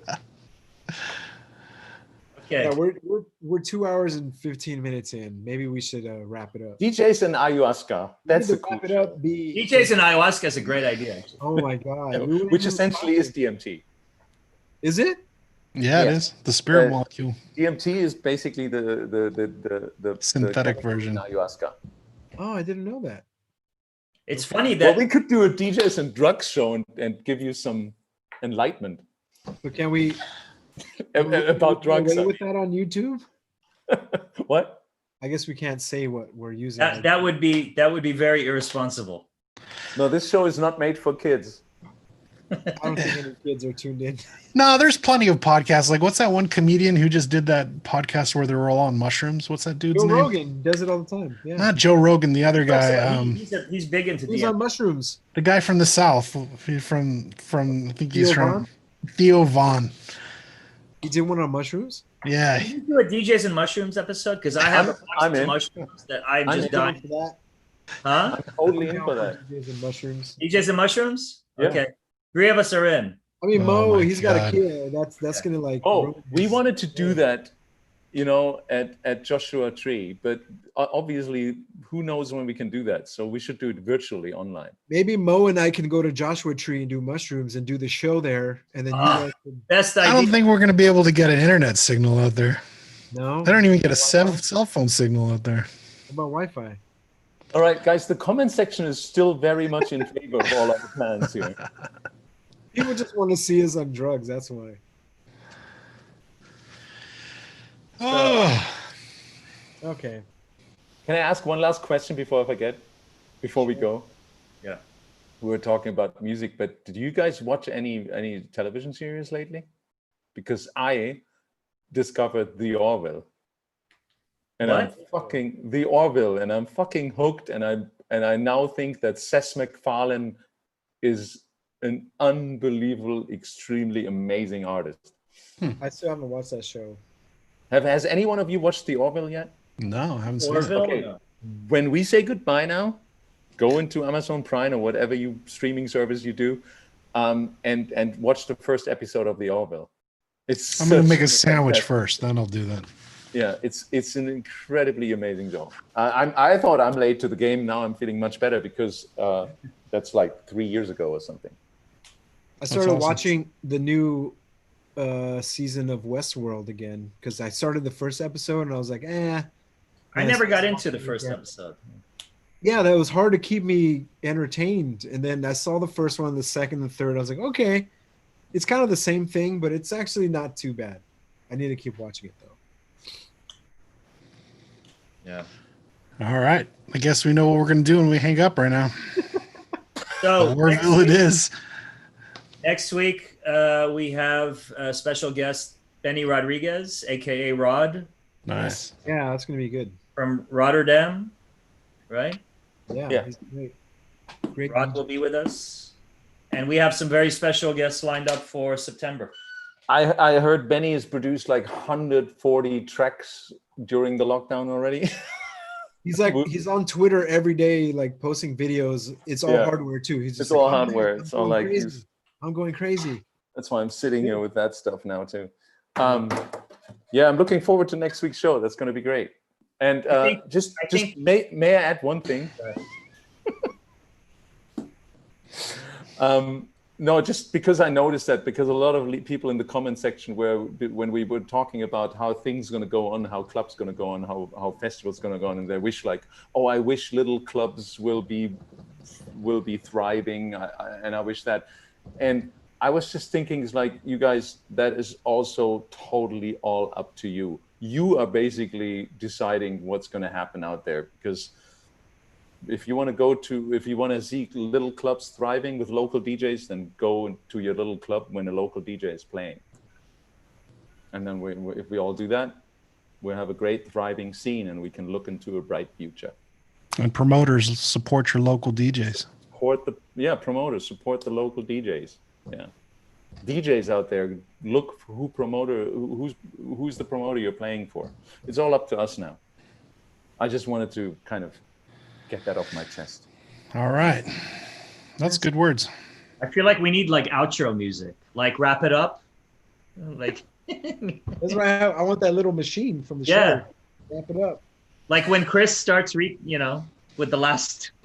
the deep thoughts at the end. Do I do that often? Wrap it up. No, I'm kidding. Oh no, it's fine. I'm kidding. What was it that Jerry Springer used to do at the end of the final thought? Yes, final thought. What was that? Tell us. You don't know the show Jerry Springer? Oh yeah. At the very end. Yeah, we all know that. He would end the show on a final thought where he gets, even though the show was just he would get deep. Yeah, he would get super deep. He's an incredibly good writer. Yeah, people were throwing chairs at each other like during the show, and then he'd come out and just kind of recap what had happened in a very deep and meaningful way. Exactly. Yeah. He would take all the shit that happened in the show and just like totally just like go deep and be like, mentally this happened and that. Just like, what the fuck? You're Jerry Springer, man. Your guests are getting in fights with your security guards. Poor man. That's what a terrible career. They turned him into a clown. It'd be amazing if like Chris did that at the end of our show where we're all off and it's just Chris. he kind of recaps. I'm just like, for another half an hour, sit here with my vape pen and my beer, and then I'm going to be like all philosophical. Yeah, we can do that. Let me add one thing, just one thing. There's 2 promises for next week. First, we all will sound like Mo next week. Please do. Step up to the plate. I'm going to hook up like 5 fucking old school compressors to my microphone. And the second, we will start the podcasting. We will turn our show into a podcast and deliver it to you guys. Yes. So you can fall asleep much easier. And I think I finally learned what ASMR means. So wasn't ASMR that thing that was going around where you whisper? The whispering thing. I guess it's something people listen to go to bed to. So, but it's where you communicate with one another by whispering. It's like, I think it's time to go now. That was ASMR. I think that's what it was. Yeah. I was also going to mention, since maybe the people in the comments would have some insight, is that we should have a DJs and Beers channel instead of being on everyone's socials. Remember, we talked about this? Right. That's a good idea. Like a one channel of YouTube that says DJs and Beers instead of being like on Chris's and Ali's and mine, Facebook and all this shit. So shall we do that next week? Yeah. I think we should. Give it a shot. I think we should encourage everyone who watches to let us know who they want to see as a guest on the show. But the good question is, where should they let us know? Where? Huh? Where? Find a way. Instagram. And you'll also, find us. I want to stress this to everyone listening. Send your DJ mixes to Dubfire on his Instagram. Send all your DJ mixes. I'll be sure to listen to them. The email address was dubfire@dubfire.com. Actually, somebody brought up a really good point. You can start a Discord channel and have people submit all their questions there on Discord. Oh, yeah, that's right. I don't use Discord very much, but that's true. What's Discord? It's kind of like another social. Another one. But it's more for video games and stuff like that. What's wrong with Twitch? That's No, I'm already not old. explaining it properly. Discord isn't It's a not chat video. channel. Yeah, it's not. It's not video. It's basically a private server where you can invite people to join who are quote unquote your fans forever for whatever. And then there's different topics and they can send you questions for the show or make suggestions or do anything or create a community and within the topic of DJs and beers and discuss things. Amazing. Mo, you're in charge of that. There you go. I can do that. And I'm going to sound like Mo next week, I tell you. Make a Discord channel for. All right. All right. Well, we thought we would have nothing to talk about, and here we are, 2.5 hours in. Well, it's 2.5 hours out. Yeah. I'm going to watch an episode of The Orville now. Good night, guys. Good Next night. week- Good night, everyone. Thanks for watching. We're gonna have lunch. Episode 20. That was great, guys. Thank you so Yeah. much. Cheers, everybody. sure. Thank you all for 20 tuning weeks. in. 20 Next fucking week. Hopefully, we'll be on one channel next week. Let's see. Sounds good. See you guys later. Actually, Ali, there is one more thing. Yeah. It's actually 21 weeks because we didn't count an episode, right? No, I didn't think happen. I went by what Justin said. So I assumed he was siding with you because I'm No, like, he was siding with me. So we're actually in week Technically, yes. 21, but it's episode 20. Episode 20, but we're 21 weeks. That's true. Yeah. So I decided to go with you. All right. Good night. Good night. Good night, guys. Everybody. Thank you. Cheers. Cheers.